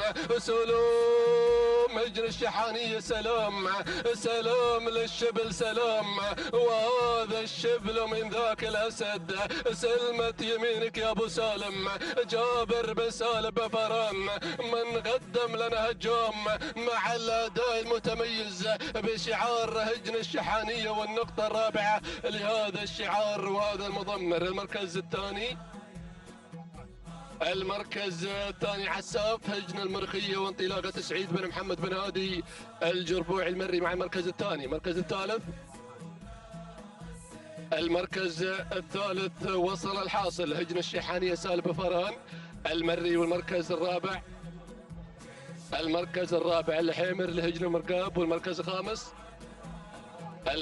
الخامس ضاوي لهجن الشحانية. إذا مشاهدينا مستمعينا الأفاضل، تهانينا والناموس لمالك هجام. شعار هجن الشحانية من قاد هجام نحو الانتصار والسلام والتحية بتوقيت زمني وغدره 12 دقيقة 37 وجزءا يتيما من الثانية. تهانينا والناموس للمضمر جابر بن سالم بفران. المركز الثاني وصل عساف مع المركز الثاني هجن المرخية سعيد بن محمد بن هادي جربوعي من قدم لنا عساف بتوقيت زمني وغدره 12 دقيقة 38 و84 جزء من الثانية. المركز الثالث من وصل مع المركز الثالث والأداء المميز في هذه اللحظات كان مع انطلاقة المركز الثالث وصل الحاصل بشعار هجن الشحانية وانطلاقة الذهبي سالم بفران مري بتوقيت زمني وغدره 12 دقيقة 43 و89 جزء من الثانية. تهانينا والناموس للجميع. بسم الله الرحمن الرحيم. أيها الحفل الكريم مشاهدينا مستمعينا الأفاضل، التواصل ما زال مستمر مع أشواط الأصالة والتراث. انطلاقة الشوط التاسع لفئة الثنايا الابكار ينطلق من مسافة 8 كيلومترات حاملا بطياته هذه الشعارات الكبيرة والمؤسسات المميزة التي دائما تشارك في هذه المنافسات المميزة باندفاعات وتحديات هذه الشعارات الجميلة ضمن فعاليات المحلي السادس بمرحلة الثانية بيومه الثاني. نتواصل مع هذه الأسماء الباحثة عن الناموس وعن هذا الانتصار المميز مع هذه الأسماء الكبيرة. نبدأ بعد المراكز ومع التحديات الأولى ومع مسار هذا الشوط. أول الأسماء تتواجد العليا لهجن الشحانية بمتابعة الذهبي سالم بن فاران المري الذي يتابع هذا التحدي وهذا المسار المميز. بينما المركز الثاني تصل السياسة لهجن المرخية القادمة والحاضرة في هذا التحدي بمتابعة محمد بن حميد بن راكان بن نجم الوهيبي يتابع سياسة على المركز الثاني.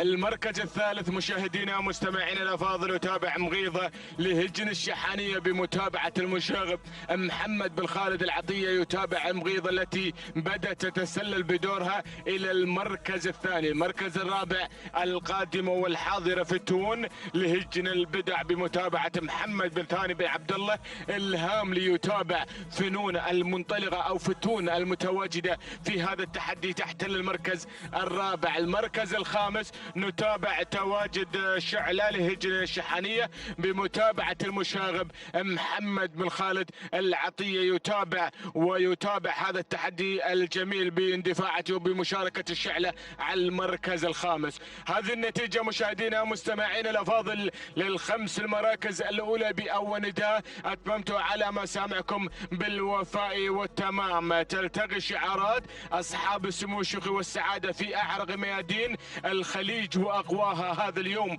وهي تستعد استعدادا اخر بعد مهرجان المؤسسة الكبير لتبدأ هذه المؤسسات العملاقة لخوض معركة ذهبية جديدة في مهرجان الامير الوالد الذي سينطلق هذا العام في 18 من هذا الشهر. متمنيين لجميع الشعارات التوفيق ان شاء الله. نتابع التحدي ونتابع مسار هذا الشوط مع هذه الاسماء الكبيرة التي تشارك باحثة عن هذا الناموس. نعود مباشرة الى الصدارة، نعود الى البداية ومقدمة الشوط. المركز الاول تتواجد العليا من تبحث عن الناموس وعن الانتصار بشعار هجن الشحانية متواجدة مع القيادة والريادة ما زالت تحافظ وتسيطر على المرتبة الاولى بقيادة الذهبي سالم بن فاران المري الذي يتابع العليا ويتابع الكثير من الاسماء المميزة والنوعيات الفريدة في هذا العالم الساحر. يتابع الذهبي سالم بن فاران المري برفقة الشعار هجن الشحانية. بينما المركز الثاني وتابع مغيضة في الملازمة والمنافسة تتواجد تحتل المرتبة الثانية بشعار هجن الشحانية بمتابعة المشاغب محمد بن خالد العطية. يتابع مغيضة، يتابع هذه الأسماء المميزة التي تشارك في هذه الأمسية التراثية الجميلة. نتابع المركز الثالث. هنا الشعلة بدأت تتحرك من موقع إلى موقع، وصلت مباشرة إلى المركز الثالث حاملة اللواء والشعار هجن الشحانية ايضا بمتابعة المشاغب محمد بن خالد العطية. يتابع الشعلة ويتابع مغيضة ويتابع الكثير من الاسماء المميزة حاملة الشعار هجن الشحانية. المركز الرابع شعار هجن الشقب غادم وحاضر في هذا التحدي متواجد باندفاعة مسعلة لهجن الشقب القادمة والحاضرة في هذا التحدي بمتابعة البطل سالم وهنا سالم بن جابر بن جبران المري. يتابع مسعلة على المركز الرابع. المركز الخامس القادمة سياسة والحاضرة في هذه المنافسة المميزة حاملة الشعار هجن المرخية بمتابعة محمد بن حميد بن راكان الوهيبي. يتابع سياسة في هذا التحدي وبهذا المسار المميز على المركز الخامس. هذه نتيجة مشاهدينا الكرام مستمعين الافاضل للخمس المراكز الاولى للخمس الاسماء المميزة التي تسيطر وتنطلق في موقع التحدي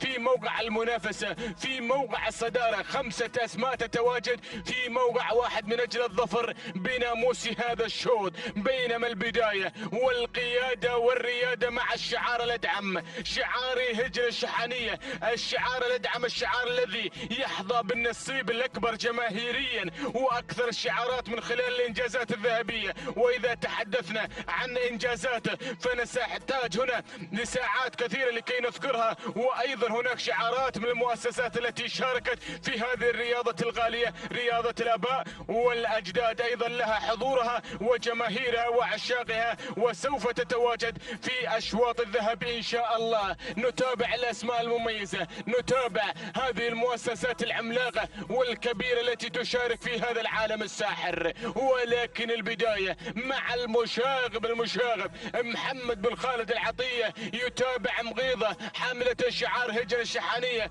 مندفعة في هذا المسار المميز ومنطلقة في اندفاعة المركز الأول، تسللت مباشرة إلى الصدارة وانتزعت المقدمة، بينما المركز الثاني مزعلة هنا قادمة بشعار هجن الشقب الحاضر والمتواجد، هذا الشعار العملاق والمميز بمتابعة البطل سالم بن جابر بن جبران المري. يتابع مزعلة على المركز الثاني، المركز الثالث. نتابع هذا التحدي، نتابع القادمة العليا الحاضرة والمتواجدة في هذه المنافسة بشعار هجن الشحانية بمتابعة الذهبي سالم بن فاران المري. يتابع هذا التحدي، يتابع هذا المسار الجميل، بينما المركز الرابع الشعلة بدأت تشعل المنافسة، وصلت مباشرة إلى المركز الرابع حاملة الشعار هجن الشحانية بمتابعة المشاغب محمد بن خالد العطية، يقدم أحد أوراقه الرابحة باندفاعتها المميزة على المركز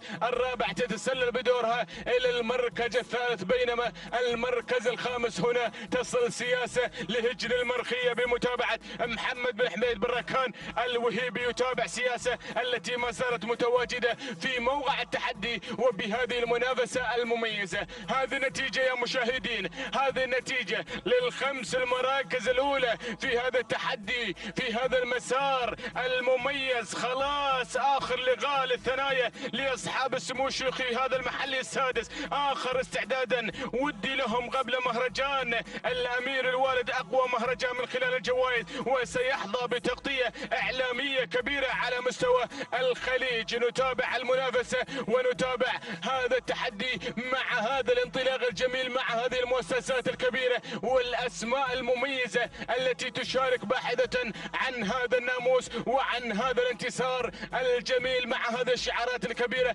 التي دائما تتواجد في هذه المنافسات المميزة على أرضية ميدان التحدي، ميدان الشحانية. ولكن نعود مع المقدمة، نعود مع الصدارة، ومن يود الإذاعة يلحق في ركب المقدمة. هناك الصدارة مع مغيضة وانطلاقة الشعلاء على المركز الأول والثاني بمتابعة المشاغب محمد بن خالد العطية برفقة الشعار هجن الشحانية. يتابع يراقب هذا الوضع المميز الذي مع مغيضة تحتل المركز الأول ومع الشعلاء على المركز الثاني. كيلوين المشاغب هي من تفصلنا عن خط النهاية وعن ناموس هذا الشوط، بينما مغيضة والشعلة ما زالت مسيطرة على المركز الأول والثاني، بينما مزعلة هنا تترقب الموقف في هذا التحدي وتنتظر اللحظات الأخيرة لكي تنقض على الصدارة بشعار هجن الشقب بمتابعة البطل سالم بن جابر بن جبران المري. بينما المركز الرابع العليا في هذا التحدي قادمة وحاضرة بالشعار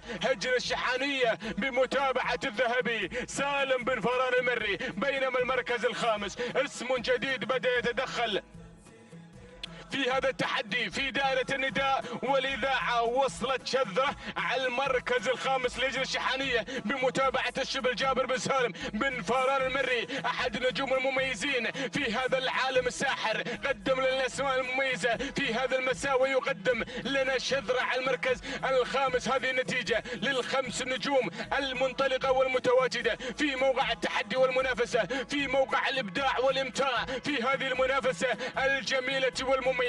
ولكن البداية مع مغيضة، ومغيضة التي ما زالت هي في القيادة والريادة، ما زالت تحتل المركز الأول، لن تسلم الصدارة مباشرة في هذا التحدي، محتلتها منطلقة في هذا المسار الجميل بشعار هجن الشحانية بمتابعة المشاغب محمد بن خالد العطية.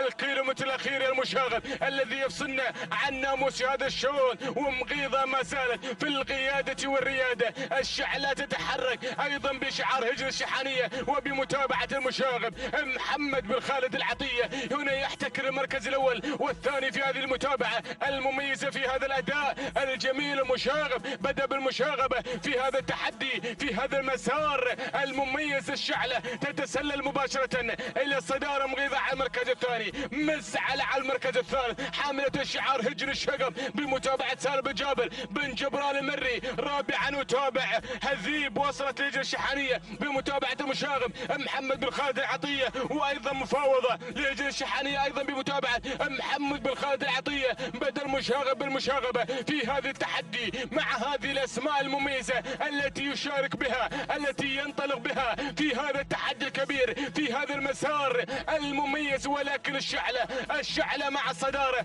هنا مغيظة عادت مغيظة هنا كعادتها دائما تقدم هذا العرض المتميز والأداء الجميل. مغيظة بدون أوامر وبدون تحريكات تقترب من الظفر بناموس هذا الشوط، تقترب من الفوز والانتصار مع هذا التحدي الكبير، مع هذا الشعار الدعم المميز الذي يقدم لنا هذه النوعيات الفريدة وهذه الأصايل المميزة من نوعها. تهانينا والناموس لهجن الشحانية وتهانينا للمشاغب محمد بن خالد العطية على فوز مغيظة والشعلة في المركز الأول والثاني. تهانينا والناموس المركز الثالث مزعلة لهجن الشغب بمتابعة سالم بن جابر بن جبران المري. المركز الرابع مفاوضة لهجن الشحانية بمتابعة محمد بن خالد العطية. المركز الخامس وصلت هذيب لهجن الشحانية أيضا بمتابعة المشاغب. هكذا مشاهدينا مستمعينا الأفاضل تابعتم معنا المنافسة والتحدي في هذا العالم الساحر بهذا الموروث الشعبي الكبير. نتابع هذه المنافسة المميزة والشعارات الجميلة، ولكن الشعلة هي من حققت هذا الإنجاز مع الأمتار الأخيرة. خطفت الناموس من مغيظة. تهاني والناموس لهجن الشحانية وتهاني المشاغب محمد بن خالد العطية. 12 دقيقة 29 ثانية 68 جزء من الثانية. تهاني والناموس على هذا الفوز والانتصار. المركز الثاني مغيظة 12 دقيقة 29 ثانية 76 جزء من الثانية. تهاني والناموس لهجن الشحانية وتهاني المشاغب محمد بن خالد العطية. المركز الثالث مزعلة 12 دقيقة 30 ثانية 68 جزء من الثانية. تهاني والناموس لهجن الشغب على فوز مزعلة في المركز الثالث. تهانينا للبطل سالم بن جابر بن جبران المري من تابع مزعلة محققة المركز الثالث. تهاني وناموس لجميع الفائزين.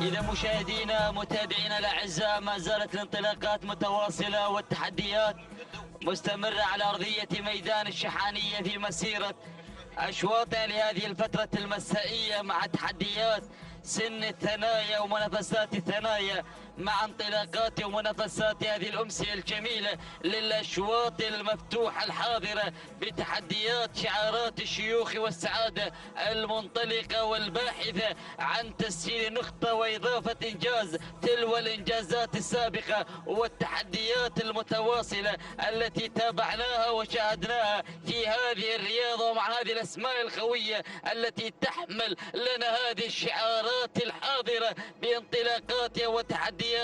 مسافتنا هي 8 كيلومترات، هي المسافة المرافقة لنا والمخصصة لهذه الفئة العمرية ولسن الثلايا. شوطنا العاشر بتحدياته وانطلاقاته مع فئة الإبكار. لنبدأ معكم ومسيرة هذه الأسماء الحاضرة وهذه التحديات المتواجدة. أول الأسماء، أول المنطلقات، التقدم من غيم على المركز الأول. تبدأ بتغييم المراكز بانطلاقتها مع البداية ومع مقدمة هذا الشوط لتبدأ بمسيرة جميلة مميزة مع شعار هجن الشحانية بمتابعة محمد بن خالد العطية بعملية التضمير. المركز الثاني التقدم من قبل منحاف، تعود الملكية لهجة الشحانية والمتابعة مع جابر بن سالم بن فاران من يقدم لنا انطلاقة منحاف على المركز الثاني.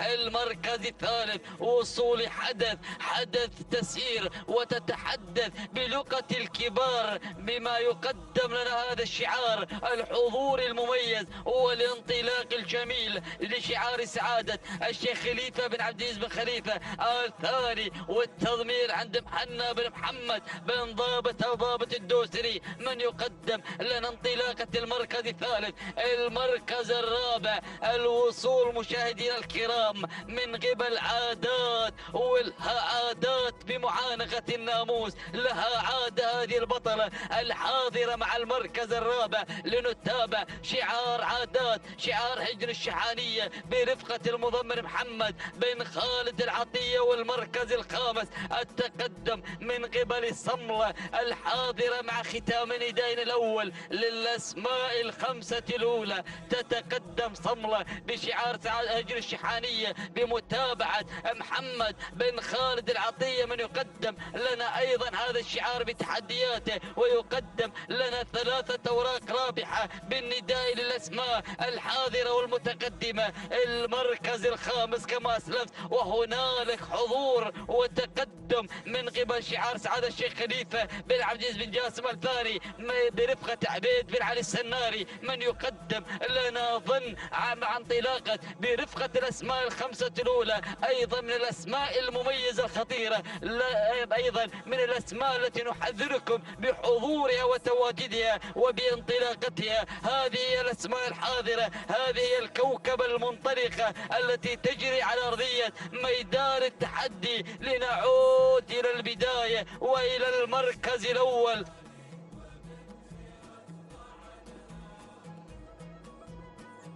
لنعود معكم مع انطلاقة وتقدم غيم على المركز الأول. غيم مع البداية تعود الملكية لهجن الشحانية، المتابعة مع المشاكب محمد بن خالد العطية. هي المشاكب الليلة ليلة جميلة مميزة. أين مشاكبات المشاكب التي اعتادوا عليها جماهير هذا الشعار، التي اعتادوا عليها عشاق هذه الرياضة وعشاق الشعار الأدعم الحاضر بتحدياته وانطلاقاته. مع البداية يقدم لنا المشاكب شعار هجن الشحانية، ويقدم لنا قيم على المركز الأول وعلى الصدارة. يبحث المشاكب عن تسجيل نقطة ثانية في هذه الفترة المسائية مع تحديات هذا الشعار ومع انطلاقة البداية.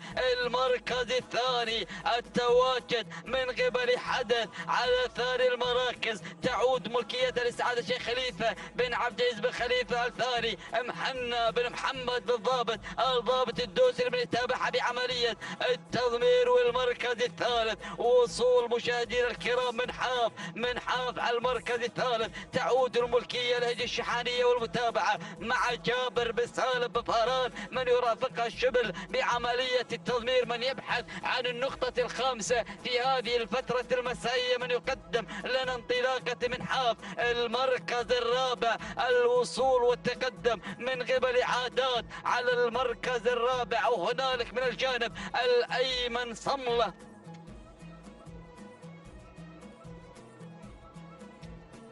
المركز الرابع وصول وتقدم صملة، أو هنالك عادات لهجن الشحانية محمد بن خالد العطية من يتابعها بعملية التضمير. المركز الخامس وصول وتقدم صملة لهجن الشحانية برفقة محمد بن خالد العطية بعملية التضمير. هذه هي التحديات، هذه هي الانطلاقات، هذه هي المنافسات والنداء الثاني للأسماء الخمسة الأولى، للأسماء الخمسة المتقدمة والخماسية الماسية التي تسير وتجري بتحدياتها خلف الخمس أسماء لم يحن موعد تواجدها بهذه الانطلاقة. لكننا دائما لا نقول دائما لا أمان لهذه الرياضة من قبل التغيير بتغيير المراكز، من قبل تقلب الأجواء بالمنافسة بالتحديات، بتبديل المراكز، بأيضا حضور المفاجآت وحضور الانطلاقات الجميلة المميزة من قبل هذه الشعارات وهذه الرياضة وهذه الأصالة. لنعود بحضراتكم نحو البداية، نحو المقدمة، ونحو انطلاقة غيم على المركز الأول. غيم على البداية على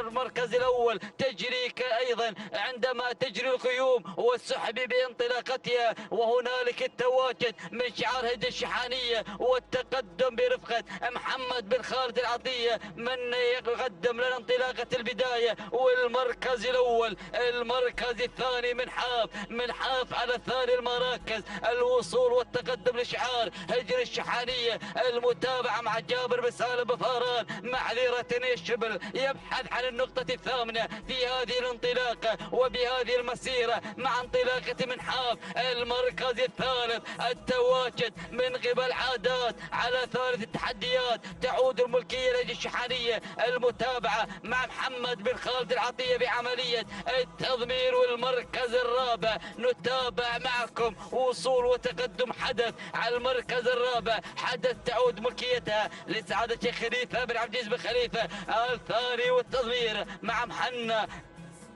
بن محمد بن ضابط الضابط الدوسري. والمركز الخامس اللي تسللت الى المركز الرابع. يا مرحبا بغصون، وصلت غصون، وصل الجنون، وصل التميز، وصل الفنون من قبل تقدم غصون على المركز الرابع. تعود الملكية لهجر الشحانية، التضمير مع محمد بن خالد العطية. المركز الخامس الواصلة بهذه اللحظات المتقدمة اليوم ندى سيوف تصل بهذه اللحظات بوصول شعار هجر الشحانية بمتابعة جابر بن سالم بفاران من يتابع ويقدم لنا انطلاقة سيوف مع ختام النداء للأسماء الحاضرة والمتقدمة والمتواجدة. بدأنا نسير مع المنعطف ما قبل الأخير نحو المنصة، نحو خط النهاية، نحو المنافسة، نحو القوة والتحديات. بدأت التغيرات من قبل الأسماء، من قبل الشعارات الحاضرة. غيوم تسلم المهمة لانطلاقة وتقدم وحضور من قبل غصون على المركز الأول، غصون على المقدمة. تعود الملكية لهجر الشحانية والمتابعة مع محمد بن خالد العطية بعملية التضمير. المركز الثاني وصلت مشاهدينا الكرام سيوف بدأت تخطط على اختطاف أولى المراكز، على سحب البساط من تحت يخف غصون على البداية. على المركز الثاني سيوف هجر الشحانية، التضمير مع جابر بن سالم بفاران. المركز الثالث التواجد من عادات، تعود الملكية لهجر الشحانية والمتابعة مع المشاغب بعملية التضمير. المركز الرابع تواجد صملة لهجر الشحانية والمتابعة مع محمد بن خالد العطية. بدأت السرعة، بدأ الانطلاق، بدأ التحدي. ثلاثة أسماء برفقة المشاكب، اسما وحيدا منافسا برفقة الشبل. الله يا الشعار الأدعم، شعار هجر الشحانية. فطاحلة المضمرين بدأ يقدمون لنا النوعيات النادرة، النوعيات الحاضرة المتنافسة. لكن غصون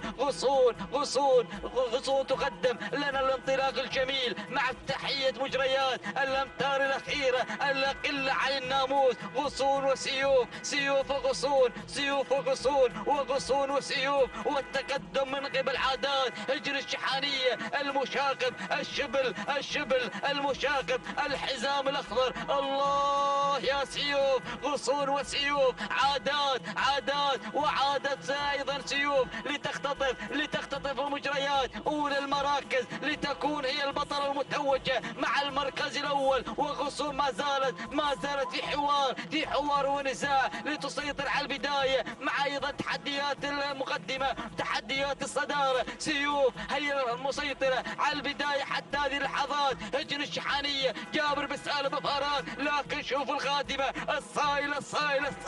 الصايلة بصولاتها، بجولاتها، بتحدياتها تفاجئنا باللحظات الأخيرة. هجر المرقاب سعود بن علي المحاربي المحاربي يعلن الحرب مع تقدم الصايلة من صارت وجالت واختطفت أولى المراكز باللحظات النهائية. الثاني والتبريكات لحجن المرقاب على فوز الصايلة واختطافها للمركز الأول. الثاني والتبريكات للمضمر سعود بن علي بن حمد المحاربي على هذا الفوز المستحق. المركز الثاني سيوف لهجن الشحانية. ثالثا وصول لهجن الشحانية المركز الرابع، ووصلت عادات لهجن الشحانية. خامسا كان الوصول من قبل ظن سعد الشيخ خليفة بن عبد العزيز آل ثاني. مشاهدينا الكرام متابعينا الاعزاء، تابعنا معكم المنافسة التي حضرت في هذا الشوط والتحديات التي شاهدناها من قبل هذه الاسماء والمفاجأة التي شاهدناها من قبل الصايلة في اللحظات النهائية من مجريات هذا الشوط. بعدما هنينا هجن الشحانية كان الناموس مرافقا لهجن المركاب. التوقيت الزمني 12 دقيقة 24 ثانية 77 الزمن الثانية. الثانية تبريكات لهجن المركاب، والثانية لسعود بن علي بن حمد بن خليفة المحاربي مضمر الصايلة من خطفت المركز الأول. المركز الثاني كان الوصول من قبل سيوف 12 دقيقة 25 48 الزمن الثانية. الثاني التبريكات نزف لهجن الشحانية والتالي جار بسالب فاران. المركز الثالث وصلت غصون توقيتها الزمني ولحظة الوصول 12 دقيقة 26 37 جزء من الثانية. الثاني تبريكات لهجن الشحانية والثانية نزفها للمضمر محمد بن خالد العطية على هذا الفوز المستحق.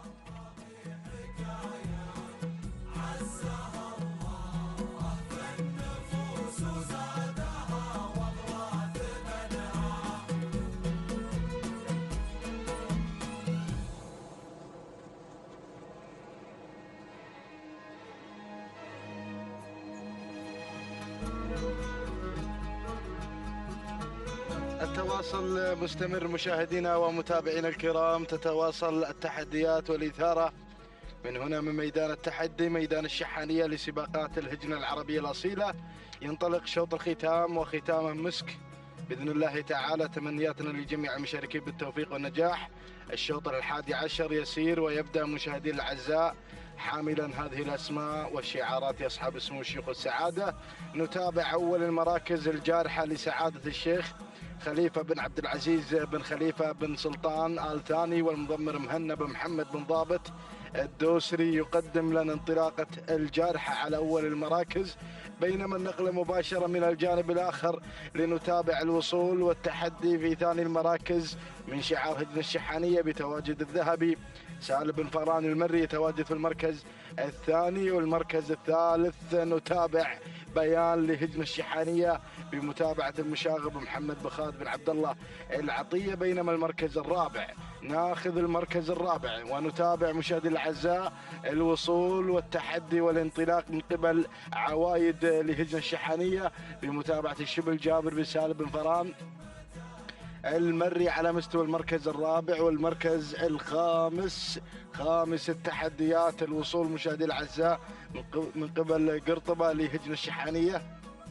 بمتابعة المشاغب محمد بن خالد بن عبد الله العطية. هذه النتيجة مشاهدينا الأعزاء للمراكز الخمسة الأولى، ونعود إلى مقدمة هذا الشوط لنتابع المقدمة مع بيان لهجن الشحانية والمضمر المشاغب محمد بن خالد بن عبد الله العطية من يتابعها في عملية التضمير والمتابعة. هذه بيان تتواجد في البداية وفي صدارة هذا الشوط. المركز الثاني الجارحة لسعادة الشيخ خليفة بن عبد العزيز بن خليفة بن سلطان آل ثاني، ومهنا بن محمد بن ضابط الدوسري يقدم الجرحى في المركز الثاني. ناخذ المركز الثالث لنتابع الوصول من قبل عسيلة لهجن الشحانية ومتابعة الذهبي سالم بن فران المري. للمركز الرابع نتابع وننتقل مباشرة إلى رابع المراكز لنتابع عوايد تحمل شعار هجن الشحانية والمضمر الشبل جابر بن سالم بن فران المري، بينما المركز الخامس قرطبة لهجن الشحانية والمضمر المشاغب محمد بن خالد بن عبد الله العطية يتواجد مع قرطبة على مستوى المركز الخامس. هذه النتيجة مشاهدينا الأعزاء للمراكز الخمسة الأولى، نداءنا الثاني على التوالي، وهناك أسماء لن يحن موعد تواجدها في عالم الإذاعة. نترقب دخول جديد على المراكز المتقدمة. نعود مباشرة إلى الصدارة وإلى الريادة لنتابع الأمور مع بيان بشعار هجن الشحانية ومتابعة المشاغب محمد بن خالد بن عبد الله العطية كما نتابعها في الكادر الأعلى عبر قناة الريان الفضائية تسيطر وتنطلق بيان بانطلاقها الكبير وبحضورها المميز، بينما المركز الثاني الملاحقة من قبل الجارحة لسعادة الشيخ خليفة بن عبد العزيز بن خليفة بن سلطان آل ثاني، والمضمر مهنا بن محمد بن ضابط الدوسري. بينما المركز الثالث نجد مشاهدينا الأعزاء عوايد لهجن الشحانية والمضمر الشبل جابر بن سالم بن فران المري يتقدم في المركز الثالث. بينما المركز الرابع نتابع عسيلة لهجن الشحانية والمضمر الذهبي سالم بن فران المري يتواجد في المركز الرابع وخامس التحديات الوصول مشاهدي الأعزاء من قبل قرطبة لهجن الشحانية والمضمر المشاغب محمد بن خالد بن عبد الله العطية على مستوى المركز الخامس. هذه النتيجة مشاهدي الأعزاء للمراكز الخمسة الأولى. أرى شعارات قادمة بكل قوة، شعار هجن الشقب الذي يأتي في هذه اللحظات بتقدم اليكة على مستوى المركز الخامس بمتابعة المضمر سالم بن جابر بن محسن بن جبران المري. هذه المراكز الخمسة الأولى مشاهدي الأعزاء، ونعود بحضراتكم لنستجد النداء مع الانطلاق الأول ومع التحدي الأول. بيان على الصدارة، بيان مع المقدمة لهجن الشحانية والمضمر المشاغب محمد بن خالد بن عبد الله العطية، ولكن من الجانب الآخر اللي غيرت وخطفت المركز الأول هذه عسيلة لهجن الشحانية بمتابعة الذهبي سالم بن فران المري، والمركز الثالث الوصول من قبل عوايد لهجن الشحانية والمضمر الشبل جابر بن سالم بن فران المري. بينما الجارحة في المركز الرابع تحمل شعار سعادة الشيخ خليفة بن عبد العزيز بن خليفة بن سلطان آل ثاني ومهنا بن محمد بن ضابط الدوسري في المتابعة والقيادة على رابع المراكز. المركز الخامس أتابع قرطبة لهجن الشحانية بمتابعة المشاغب محمد بن خالد بن عبد الله العطية، ولكن اليكة غيرت واحتلت المركز الخامس لهجن الشقب بمتابعة سالم بن جابر بن محسن بن جبران المري البطل يتواجد في هذه اللحظات مع المركز الخامس. هذه النتيجة مع انتصاف المسافة 4 كيلومترات انقضى من عمر هذا الشوط، ويتبقى 4 كيلومترات أخيرة عن ناموس شوط الختام. بعد هذا الشوط يسدل الستار على تحديات السباق المحلي السادس لسن الثرايا. نتابع انطلاقات هذا الأسبوع في المرحلة الثانية الخاصة للكبار ومسافة 8 كيلومترات، الرحلة الطويلة في هذا التحدي الكبير. نعود مباشرة إلى المقدمة لنتابع عسيلة على البداية وعلى المركز الأول لهجن الشحانية المضمر الذهبي سالم بن فران المري. بينما المركز الثاني هذه عوايد لهجن الشحانية بمتابعة الشبل جابر بن سالم بن فران المري. والمركز الثالث بيان لهجن الشحانية بمتابعة المشاغب محمد بن خالد بن عبد الله العطية. ورابع التحديات تصل في هذه اللحظات وتتواجد مشاهدينا الأعزاء قرطبة لهجن الشحانية بمتابعة المشاغب محمد بن خالد بن عبد الله العطية. بينما المركز الخامس الجارحة لسعادة الشيخ خليفة بن عبد العزيز بن خليفة بن سلطان آل ثاني ومهنا بن محمد بن ضابط الدوسري في المتابعة والتضمير مع الجارحة في المركز الخامس. هذه النتيجة مشاهدي الأعزاء، ولا زالت الثلاث المراكز الأولى المعلنة لهذا التحدي. بدأ التحدي مبكرا ما بين المراكز الثلاث الأولى، ما بين انطلاقة عسيلة وكذلك مشاهدينا الأعزاء عوايد. وهنا أيضا مشاهدينا الأعزاء تنضم بيان في هذا الثلاثي الذهبي. مشاهدي الأعزاء نتابع التحديات الكبيرة ما بين انطلاقة شعار هجن الشحانية بتقدم عسيلة على البداية. عسيلة مشاهدي الأعزاء تتصدر وتتواجد في هذا العرض الكبير وفي هذا الأداء المميز في شعار هجن الشحانية مع الذهبي سالم بن فران المري. والمركز الثاني بيان لهجن الشحانية بمتابعة المشاغب محمد بن خالد بن عبد الله العطية. بينما المركز الثالث هذه عوايد الهجن الشحانية بتواجد الشبل جابر بن سالم بن فران المري، وبينما المركز الرابع قرطبة لهجنة الشحانية بمتابعة المشاغب محمد بن خالد بن عبد الله العطية. وتصل في هذه اللحظات اسطنبول لهجنة الشحانية على خامس المراكز بمتابعة المشاغب محمد بن خالد بن عبد الله العطية. انضم مع اسطنبول في المركز الخامس. هذه النتيجة مشاهدين الأعزاء في طيلة مسافة 8 كيلومترات مع شوط الختام ومسك الختام. نتابع التحديات الكبيرة، نتابع لا زالت الأمور حتى هذه اللحظات مع عسيلة مشاهدين الأعزاء تسيطر وتحافظ على البداية. تنطلق مع الريادة لهجنة الشحانية بمتابعة الذهبي سالم بن فران المري. وصلنا لايحة 2 كيلومترات مشاهدي الأعزاء الفاصلة عن خط النهاية. بينما المركز الثاني بيان لهجنة الشحانية بمتابعة المشاغب محمد بن خالد بن عبد الله العطية. والمركز الثالث هذه عوايد لهجنة الشحانية بمتابعة الشبل جابر بن سالم بن فران المري. بينما المركز الرابع تصل في هذا الانطلاق قرطبة لهجنة الشحانية بمتابعة المشاغب محمد بن خالد بن عبد الله العطية. وهنا أيضا وصول مميز وانطلاقة رائعة مشاهدي الأعزاء من قبل اسطنبول لهجنة الشحانية بمتابعة المشاغب محمد بن خالد بن عبد الله العطية. إذا بدت الأسماء بالانطلاق، بدت الأسماء بالسرعة الفائقة مشاهدين الأعزاء. 1500 متر عن شوط الختام ونتابع عسيلة. الله يا عسيلة على الصدارة. عسيلة مشاهدين الأعزاء تسيطر على المقدمة، تنطلق مع ناموس الختام.